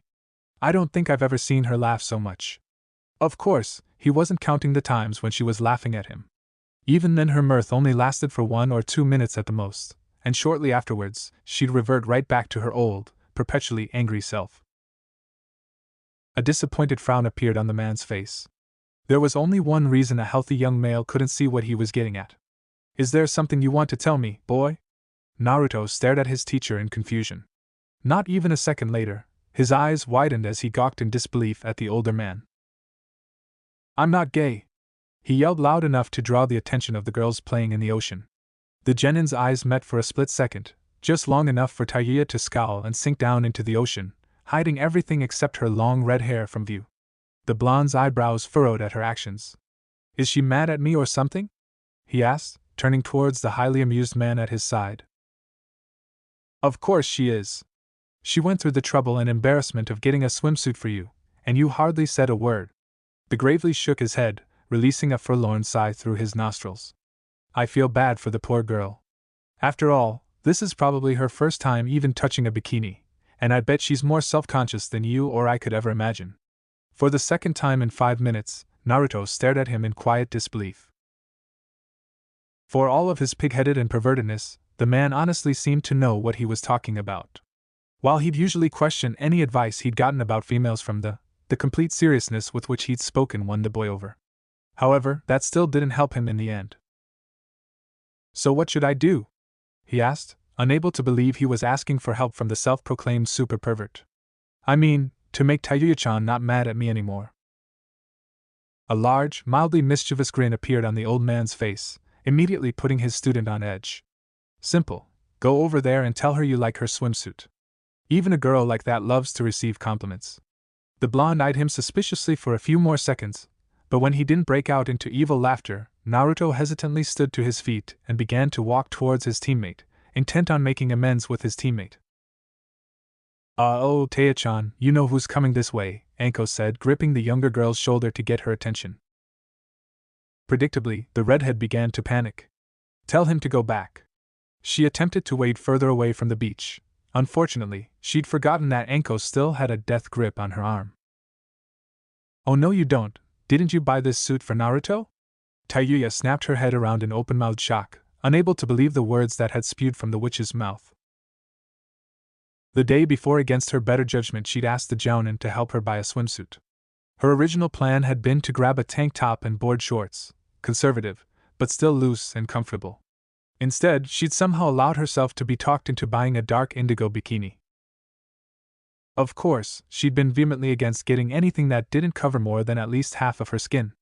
There was no way she'd intentionally allow anyone to get such an open view of body, especially not Naruto. As she watched the boy approach, she cursed herself for getting drawn in by Anko's argument that a bikini would allow her to feel much more comfortable in the cool salt water of the sea. And she was right. The water felt great against her skin. So great, in fact, that she'd been thoroughly enjoying herself, completely forgetting about her idiotic teammate. To her displeasure, Anko easily hefted her up into a standing position, glaring at her the entire time. What are you hiding for? You've got a great body, almost better than mine, the woman argued, unable to keep the small bit of anger out of her voice.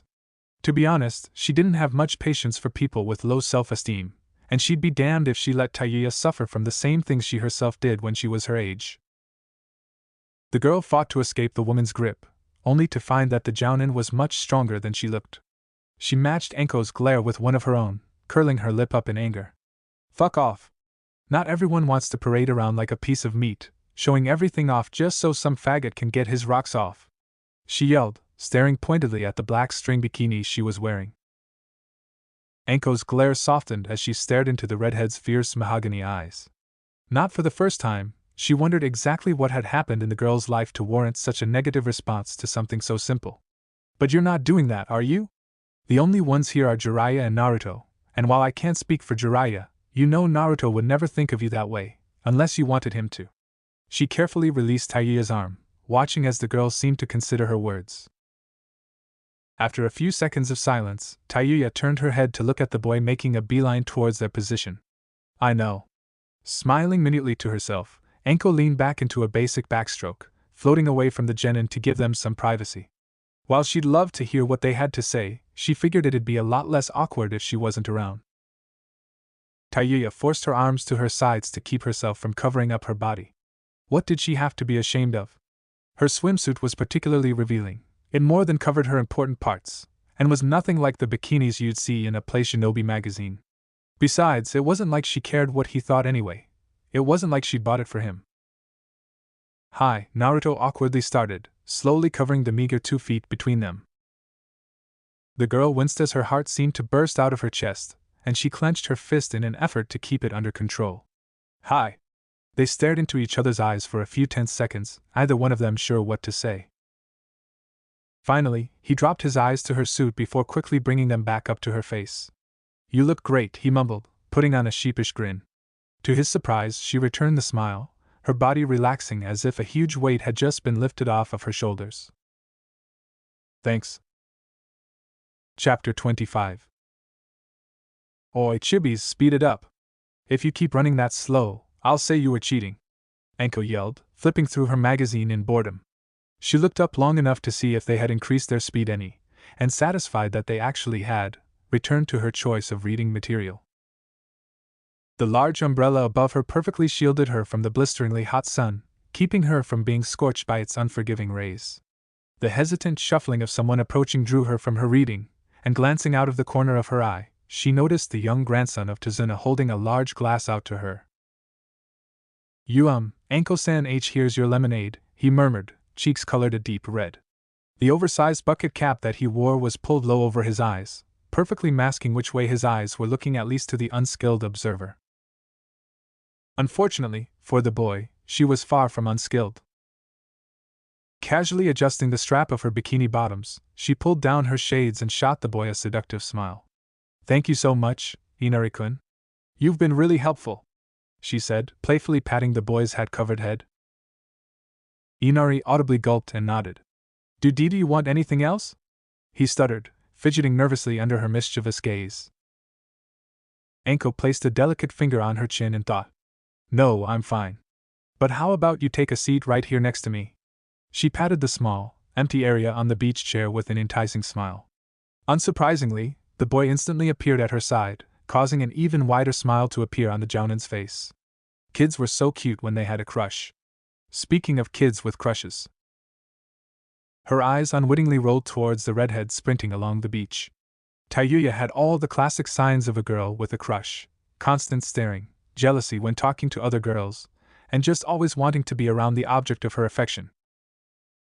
Then again, she thought with a frown, those were also the signs of a person who had never had a true friend before.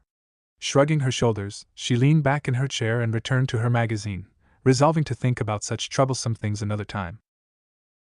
Noticing the woman's relaxed pose, Tayuya scowled with animal ferocity.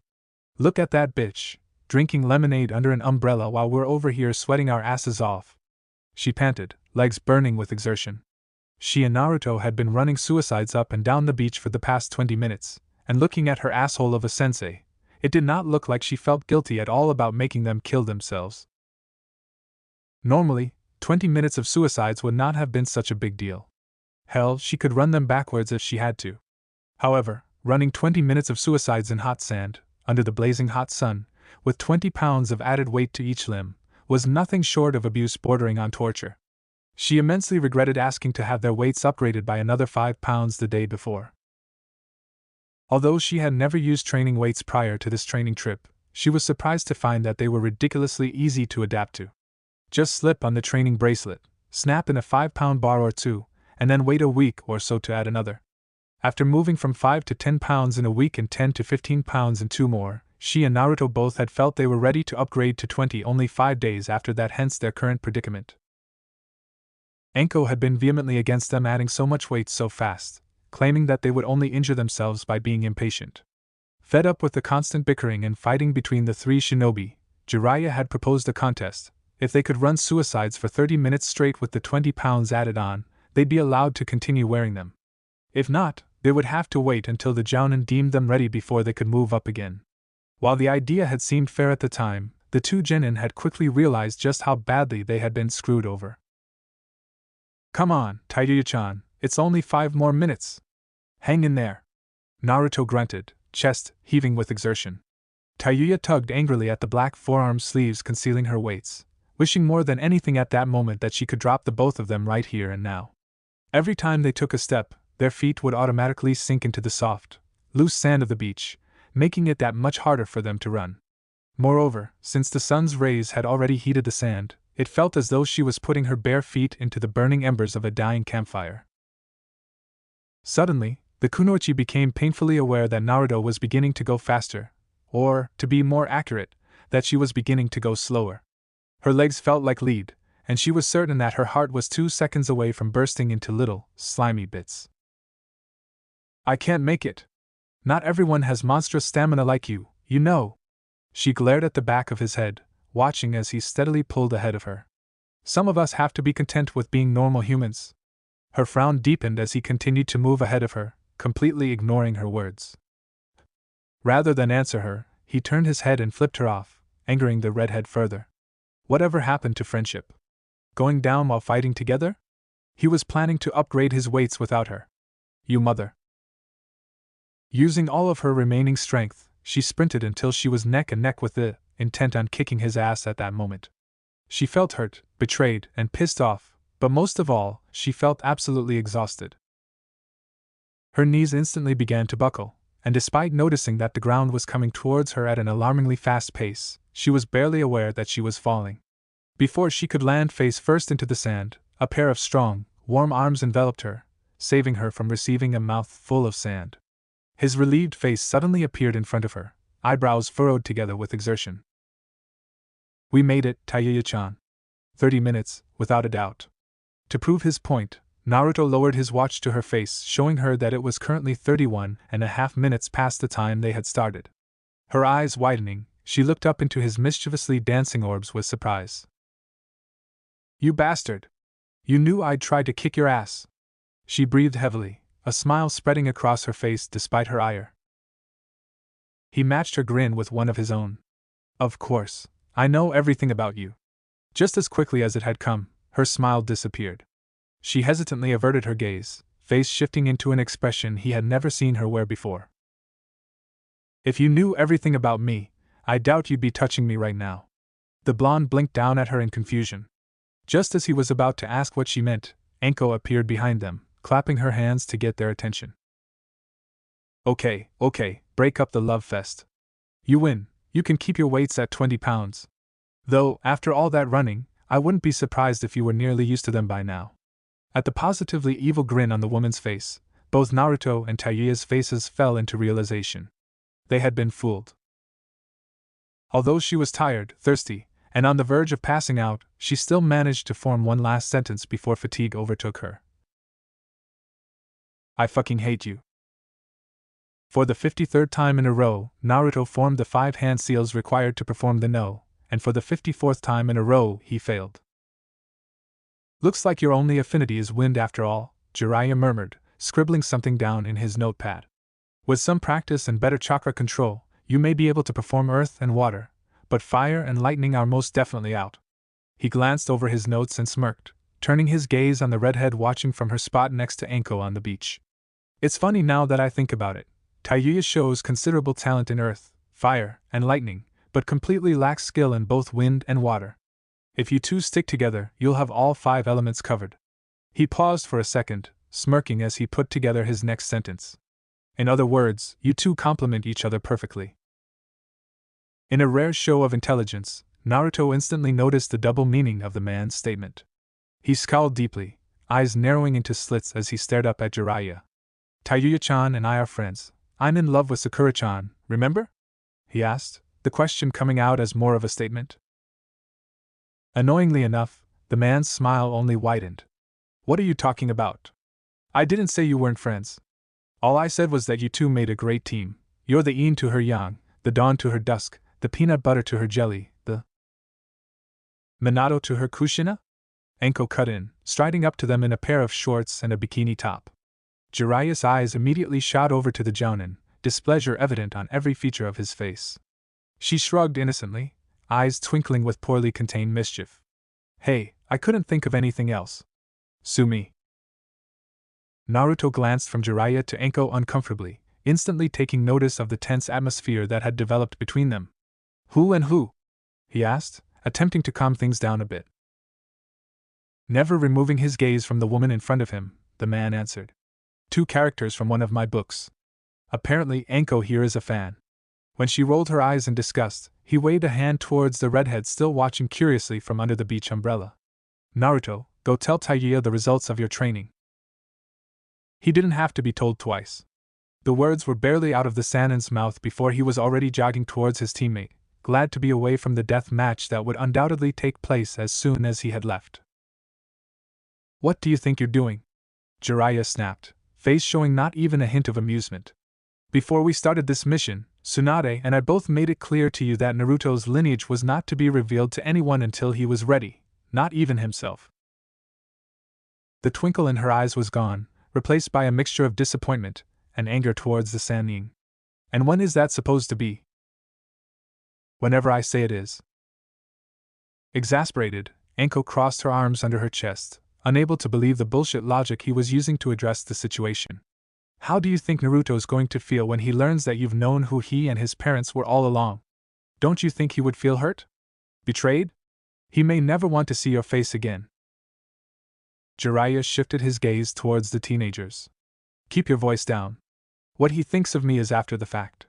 Right now, it is for his own good. The last thing we need is for him to let slip that he's the 4th son. For the time being, he only has the Akatsuki on his ass, but if IWA and Kumo catch wind of his hidden lineage, they'll be after his head as well. Do you really want to put him them in that kind of danger? Her eyes never wavered for a second, continuing to bore into the older man's as she expressed her displeasure with the situation. Do I have a choice?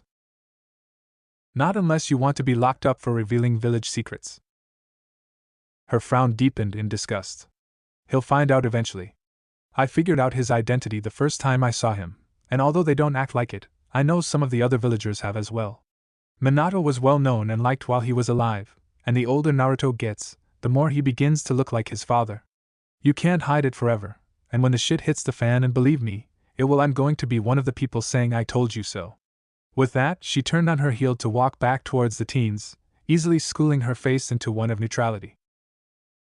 Jiraiya watched her go with an obviously displeased frown. He couldn't refute any of her points. Yes, Naruto deserved to know who his parents were, and yes, the boy would be pissed as hell when he finally did find out. However, he was also right. Only he knew exactly how angry IWA still was about the war. Even though it had happened over 15 years ago, most if not all of the village held a bloody grudge against Konoha. Or, to be more specific, against the 4th Hokage. He had no doubt that IWA would instantly attack the village if they found out about Naruto, despite having overall lower numbers and skill than Konoha. Luckily, it wouldn't be that big of a deal since the combined power of Suna and Konoha would easily crush the Hidden Stone. However, if Kumo joined the war, that fact could easily put them all on equal footing. Their numbers were not especially large, but according to his data network, they housed 2 especially strong shinobi, so strong, in fact, that they were rumored to be. While Konoha and Suna had each, there was no telling how much more skilled Kumos were as compared to theirs. It was a risk he was just not willing to take. His frown deepened considerably as he remembered another one of his many mission objectives. Infiltrating Kumogakure was not that big of a deal, the hard part was what came after that. Sighing deeply, he ran a tired hand through his hair, staring up at the sky in an attempt to clear his mind. There was no use worrying about all of this now. He was a man who prided himself on being relaxed and poised at all times, and he'd be damned if he let Anko's irresponsibility get in the way of that. What's up? Taiya asked as Anko approached. You guys sounded like you were about to beat the shit out of each other or something. The Jounin's eyebrows shot up into her forehead. You actually heard us? She slowly shook her head, wondering if she should tell Anko the truth or not. She could probably worm out a bit more information if she lied and said that she had heard something. Only bits and pieces. Between me and Naruto, we figured out that whatever the fuck it was concerned him, she said, choosing her words carefully. She knew a little more, but didn't want to give up too much, at least not until she had a bit more info to barter with. I'm surprised you guys got that much. We were at least a few dozen feet away, and the sea is pretty damn loud, too. You have good ears. She bent down to pick up her gear, tossing the items into the knapsack that she had borrowed from Tsunami. As she stood up to leave, she glanced over her shoulder to shoot Tayuya an evil smirk. Nice outfit, by the way. Glad to see you've become comfortable with showing off what Kami-sama gave you. Predictably, the redhead immediately closed in on herself, covering as much of her torso as possible. Although she was wearing a bikini top and shorts like Anko, it was obvious that she wasn't quite as confident about it as she had initially seemed. The girl looked over to see if her teammate had noticed, only to find the boy uncharacteristically lost in thought. Minato, he murmured, eyebrows furrowed in concentration. Why does that name sound familiar? Confused, Tayuya tilted her head as she too tried to remember where she had heard the name, unconsciously allowing her body to relax into its original position. Minato? Isn't that the name of the fourth Hokage? Naruto's eyes instantly widened in excitement, and he turned to her with a positively glistening smile. You're right. That's where I've heard the name before. I remember Irika-sensei mentioning it a few times when I was actually paying attention in class. His smile dimmed a bit as he remembered something important. Then, who's Kushina? She's somehow related to the fourth if what Anko said was right, and Erosenin seemed really upset when she brought them up. The girl scrunched her face up in thought, but she disappointingly failed to put a face to the name. On the bright side, she had gained a little more information. Whatever they had been talking about obviously involved the fourth Hokage, this Kushina person, and Naruto. Filing this information away for later, she stood to her feet and brushed off the excess sand on the seat of her shorts. Don't know, anyway, we should probably head up to the house, too. It's getting late. The blonde slowly nodded his head, following her up the wooden path leading to their temporary home. Easily ducking under a particularly pathetic swing by her teammate, Tayuya frowned and hit him quite powerfully on top of his head with the edge of her wooden bakuto. The poor blonde fell to the ground, desperately clutching his throbbing head in pain. For her part, Tayuya was pissed. He just wasn't getting it. Instead of doing what both she and Anko had told him, he seemed insistent on emulating a move he had seen on that shitty sword-fighting cartoon he liked to watch so much. She barely noticed that the thinner her patience became, the harder she was starting to hit him. The style Orochimaru used really wasn't that hard to learn. There were only 5 basic stances and 12 different forms that they knew of, all of which were open to personal interpretation. While learning the stances went well enough, the forms seemed to be giving them problems. Or, to be more accurate, they were giving Naruto problems. She sighed and viciously scratched at her hair, wondering how to go about teaching the idiot how the style worked. Unfortunately, both Jiraiya and Anko were out shopping for supplies, so she couldn't ask either one of them for help. She was on her own. Look, watch me. Pay close attention to how low my center of gravity is, and if you don't get something, feel free to stop me at any time. Okay?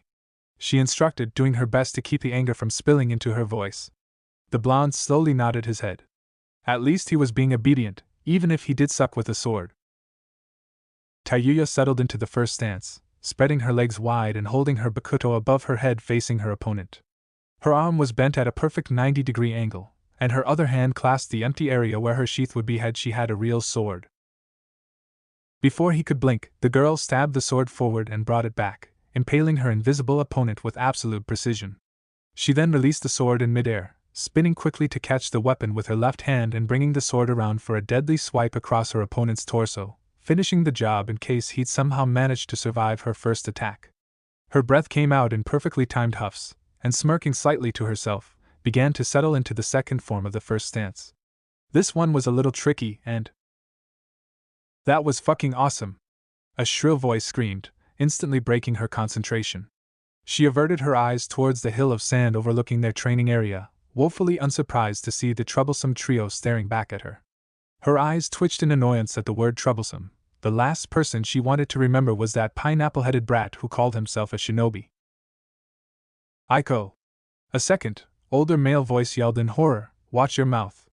How many times have I told you not to use words you pick up from that harlot? Tayuya's jaw dropped. Harlot? She was a lot of things, violent, ruthless, a bitch, but a harlot wasn't one of them. Clenching her weapon tighter in her small hands, she purposefully marched up the hill towards the dark-haired teen glaring back down at her. "You say something?" she seethed, pushing her face as close as she could to his. She reveled in the fact that the boy otherwise known as Musashi wavered slightly under her glare. It amused her that such a supposedly tough guy could be intimidated by a girl 3/4 his size, and she wasn't even releasing any killing intent. A small, exasperated voice quickly cut into their staring match. "Quit it, Musashi! She's Naruto and Ai-chan's friend, and you promised you'd be nice if I let you meet him. Remember?" The teenager huffed, staring down at Inari with indignation. "That was before she corrupted my little sister." The sneer he regarded her with pushed her dangerously close to the edge. When they'd first started training here, she didn't mind having an audience, when it only consisted of Inari. She'd even go as far as to say that she liked having him around, and that was a pretty big compliment coming from her, considering that she preferred to train without the distraction of having someone watching. He was pretty helpful as far as brats went, bringing them food and water from the house when they were far too tired to do it themselves. The only downside was that he was an avid Anko fan, something she still couldn't understand. Soon, however, he began to bring a young, dark-haired girl from his class with him to visit.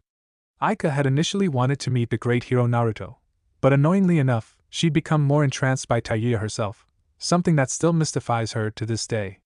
The grade schooler had followed her around every chance she got, rambling on about how cool she was and how she wanted to be just like her when she grew up, which, admittedly, helped to swell her head a bit. Despite the mild annoyance of never having any time to herself or with Naruto, she decided it was a fine trade-off for her own personal cheering section. Angrily adjusting her sleeve-covered arm weights, she began to think about when he'd first arrived.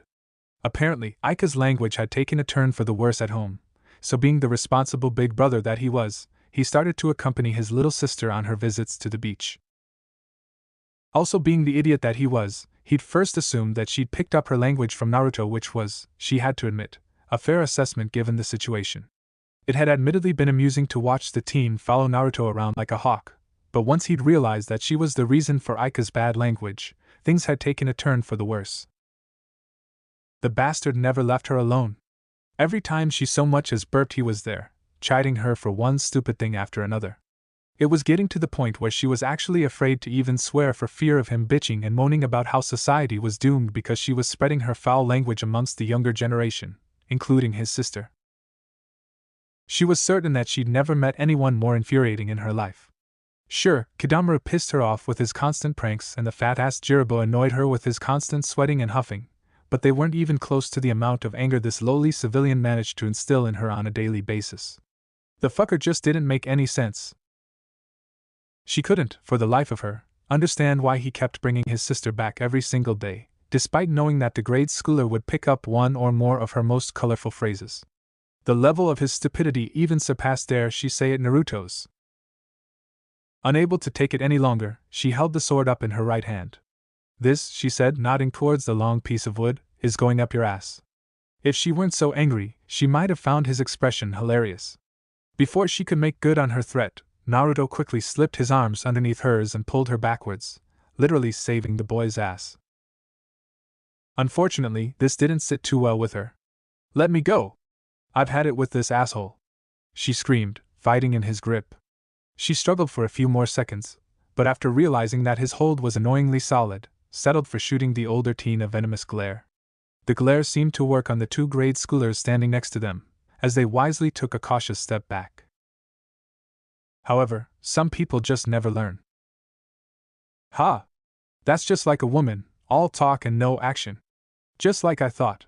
Only a man can be a real ninja. Why don't you give up and do what you were born to do, take care of men?" The air surrounding them became noticeably tense. The blonde's face became comically horrified as he stared at the dark-haired boy, unable to believe the words that had spewed from the idiot's mouth.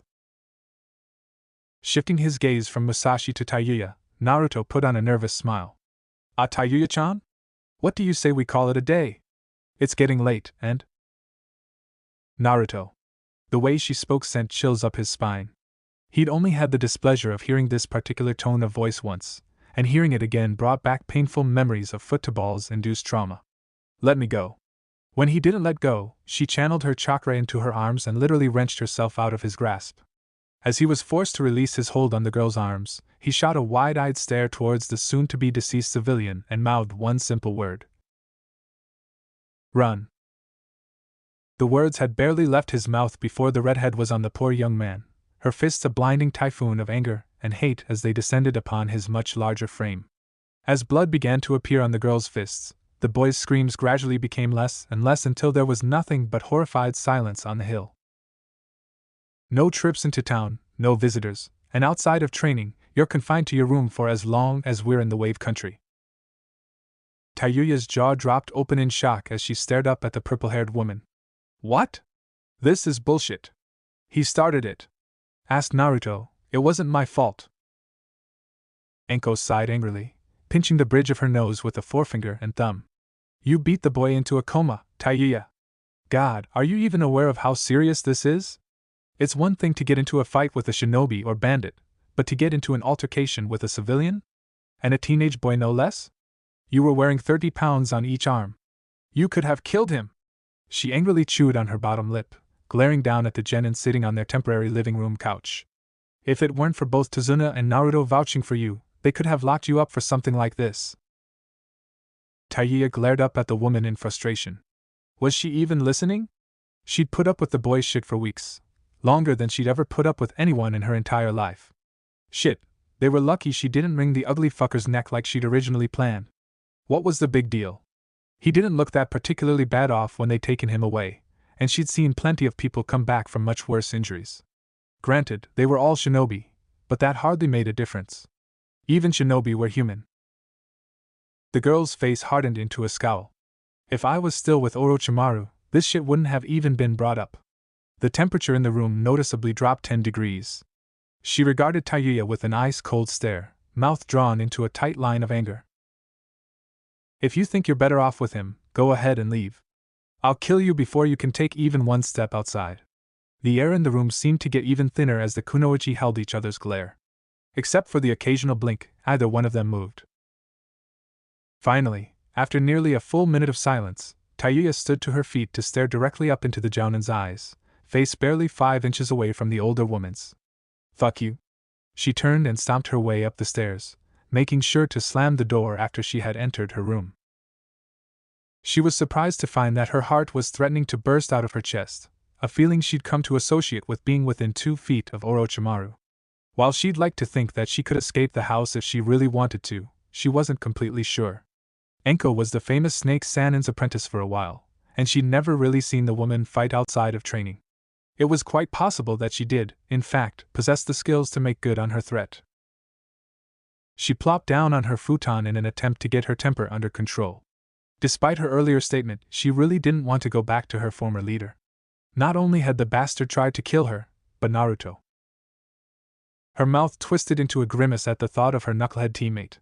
She couldn't imagine what he'd do if she decided to return to Orochimaru's side. He'd already lost one close friend to the man, and losing her might be the straw that breaks the camel's back. She could see it in his eyes every time they spoke. He trusted her. Trusted her to always be there for him no matter what the circumstances. It was the first time anyone had ever really relied on her, and she wasn't sure if she could forgive herself for letting him down like that. She felt her eyebrows draw together in annoyance. No wonder shinobi laws discouraged becoming attached to others. Having friends really did make you weak. A deep sigh forced its way out of her throat as she realized that it was too late to do anything about it now. A deeper sigh escaped her as she realized that she wouldn't do anything about it even if she could. Naruto had already managed to sink his claws into her a long time ago, and admittedly, just the thought of him not being there at all was enough to make her heart give a painful lurch in her chest. What do I do now? She murmured to herself. Of course, she already knew the answer to this question. Behave like a good little girl until her sentence was over. Her face dropped into another scowl at the thought of submitting to Enko's whims so easily.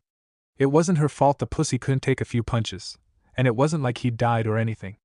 As far as she was concerned, it was rightful justice for all the torment she'd endured since the bastard had arrived. Her body tensed up as the familiar feeling of someone approaching reached her senses. She hesitantly watched as one Uzumaki Naruto opened and closed the door behind him, a tired smile marring his normally energetic face. Hey, Tayuya-chan, he chirped, voice sounding a little more forced than usual. His normally perfect posture was obviously stooped, giving him the appearance of an old man with far too many troubles. She felt her heart lurch again at his defeated form, feeling the beginnings of guilt beginning to pour into her soul. Hey yourself. She winced lightly at how badly the words had come out. So how is he? Musashi, I mean. The brief flash of pain on his face told him all that she needed to know. That bad, huh? She asked, lowering her eyes towards her lap. Noticing her depressed attitude, he quickly straightened up and waved his hands out in front of him. He's fine, really. The doctors say he'll wake up in a few days, a week tops. In fact, they say he should be good as new in about a month. It's just that. The way he bit off his sentence alarmed her, and she snapped her eyes back up to his face. What? Well, I don't think it'd be a good idea for you to go into town for a while. Actually, maybe we should just hang out around the house for a couple of weeks. We've been to the beach every day since we got here, so it might be nice to take it easy indoors for a change. Tayuya's eyebrows arched in surprise. Enko had said nearly the same exact thing not even 15 minutes ago, leaving her wondering how much the woman had said was out of concern for her safety as opposed to just being an overreactive bitch. Glancing at his expression, she winced at the uncharacteristic seriousness he was regarding her with. Are you mad at me? She hesitantly asked, her eyes boring into his for an answer. The strained look she'd seen on his face earlier reappeared as he considered her question. I'm not mad, he started slowly, plopping down on her futon next to her, but I'm kind of disappointed. I didn't think you were like that anymore, you know? With each word that left his lips, the redhead felt as if he was driving a metal stake deeper and deeper into her body. I'm not like that anymore. He just kept pushing and pushing me and I kept getting madder and madder and then I hit him. She was a bit amazed that she was actually explaining herself and to Naruto of all people. But she wanted him to understand her. He had to understand her. And in that regard, she wasn't let down. A small, relieved smile stretched across his face. I believe you, he said, instantly putting her fears to rest. It's just that sometimes, I get worried about you. I know you had to give up a lot when you became a Konoha shinobi and a genin, no less, and sometimes, I feel like you might want to go back to how you were before.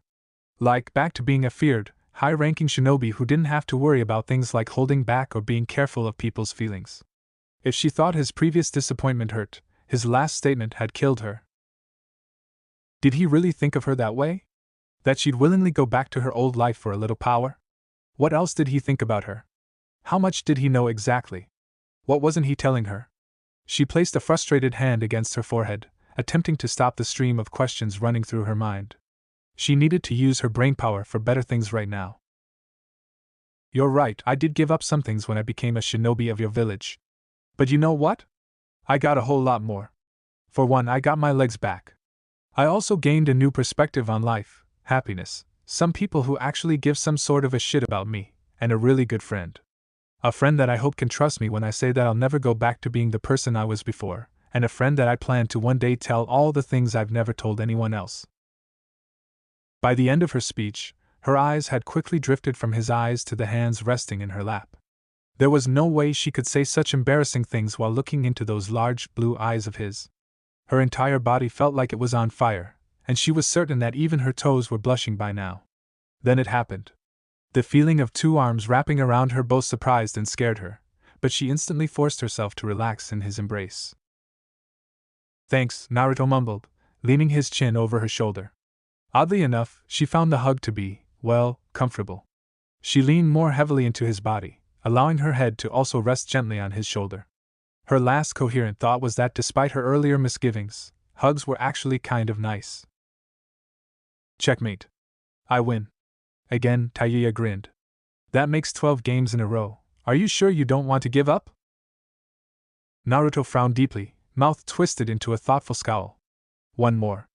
The redhead lifted her eyebrows at the simple declaration but shrugged her shoulders, already resetting the chessboard with practiced skill. Sure, why the fuck not? I'm still on house arrest, so it's not like I have anything better to do. She sighed sadly, glancing out the window at the beautiful blue sea below them. It had only been a couple of weeks, but she was already missing the cool, refreshing water of the sea. They were forced to train in either the woods or beach directly behind the house, mostly because of the people periodically stopping by to voice their complaints for her thorough beat-down of one of their own. The first day after the incident had been especially bad. There were at least 24 people crowded outside the gates of the summer home, all of them demanding a piece of the culprit. In a surprising show of people's skills, Naruto had been able to talk them down, using words she didn't even think he'd heard before to defend her name. Though she never admitted, he had actually looked kind of cool. It was almost like getting a sneak peek of the new Hokage. Of course, after they'd seen that it was a 15-year-old girl who had put the boy into a coma, their displeasure had quickly turned into a mixture of astonishment and embarrassment. She could understand why. At 4'10" and 98 pounds soaking wet, she didn't look particularly threatening. Especially when the boy she'd fucked up was nearly 6 feet tall and weighed every bit of 180 pounds. "Your turn," Naruto murmured, drawing her from her thoughts. She blinked and stared down at the board, surprised that they'd both already made 5 moves each. She couldn't remember making any of them, and shaking her head, randomly moved one of her pawns towards the opposite side of the board. Even if she wasn't paying attention, she could still beat. Checkmate. Taiyuya's jaw dropped in surprise. Quickly surveying the board, her face morphed into one of dread as she realized that she'd practically given him the win on a silver platter. Her last move had left her king entirely trapped and undefended, allowing him to easily place his queen in a position to make the kill. Eyes narrowing, she immediately set about rearranging the board, intent on regaining her winning streak. Before she could make one move, however, Enko's voice wafted from the first floor of the house. "Taya-chan, you have a visitor!" she yelled, a hint of amusement in her voice. Raising her eyebrows in surprise, the kunoichi stood to her feet, shrugging lightly at Naruto's curious stare. "How the fuck should I know? I'm not supposed to be allowed to have visitors, not that anyone would want to see me anyway." The blonde frowned at her statement, earning himself another shrug. "What? It's true. Be right back." She exited the room and slowly walked down the stairs, curious as to who the hell would want to pay her a visit. Her question was answered as soon as she reached the last step, and widening her eyes, she stared in surprise at the person waiting for her. "Musashi?" Enko smirked and walked off into the living room, leaving the teenagers alone in front of the door. "Make sure you apologize properly, Taya-chan." Taiyuya scowled at the woman's back, using her middle finger to pull down her lower eyelid as she stuck out her tongue. Vulgar as usual, the young man sighed, shaking his head in exasperation. Her frown deepened. "Did you want something?" Despite what Naruto had told her before, she wasn't expecting him to look quite this bad. The skin on his face that she could actually see was discolored with bruises and cuts, and the amount of bandages covering his head were astounding. In fact, he vaguely reminded her of Orochimaru when he'd first transferred into that random underling's body. The teenager motioned for her to follow him outside, holding the door open so that she could step through it first. Although his face was a horrid mess, the rest of his body seemed to be perfectly fine. "I don't need you to hold the door open for me. Besides, how do I know you won't try to stab me in the back or something?" Not that it was possible. She'd impale him with his own knife before he even had a chance to pull it from his pocket. "Hey, I'm just doing what my mother taught me, even though you're not exactly a girl." While most females her age would be insulted by the comment, Taiyuya felt an odd sense of pride welling up within her. The further she was from a normal girl, the better, at least in her opinion. Shaking his head, he led her down from the house to the beach, being sure to keep a cautious eye on the kunoichi walking behind him. While he was confident that she wouldn't beat him up again, he also wasn't stupid. As he'd found out firsthand, the redhead was a ticking time bomb just waiting to blow up, and the slightest sound or movement was more than enough to set her off. However, that didn't change what he was about to do. Turning abruptly, he stopped on top of the hill overlooking their training area, eyes narrowed into thin slits. The girl barely managed to avoid running him over, and taking a cautious step back, met his glare with one of her own. "What, you wanna fight?" she asked, raising her fists in a mocking fashion. Musashi's frown deepened. "You ruined me. With my size, I've never been beaten so badly in my life. Worse, it was by a girl. They try to act like they're not, but I know everyone's laughing at me behind my back and it's all your fault." He took an angry step forward, lifting his arms to roughly grip her upper arms in an attempt to keep her from moving. An amused laugh choked its way out of her throat. "You think holding my arms will keep me from kicking you?" Before another word escaped her lips, the older teen lowered his slightly bruised lips to hers in an awkward kiss, shocking the kunoichi into stunned silence. He pulled back a few seconds later, grinning a bit at the wide-eyed expression on her normally scowling face. Realizing that she wasn't going to beat him up, at least yet, he took a deep breath and uttered the one phrase Tayuya thought she'd never hear in her life. I love you. Thanks for watching, Shinobi Squad. If you enjoyed this what if, hit that like button, subscribe, and ring the bell so you never miss the next twist. Drop your theories in the comments, I'm always reading. Want more Naruto heat? Check out the other videos on the channel. Stay sharp, stay awesome, and remember, even shadow clones need love. Peace out, Shinobi!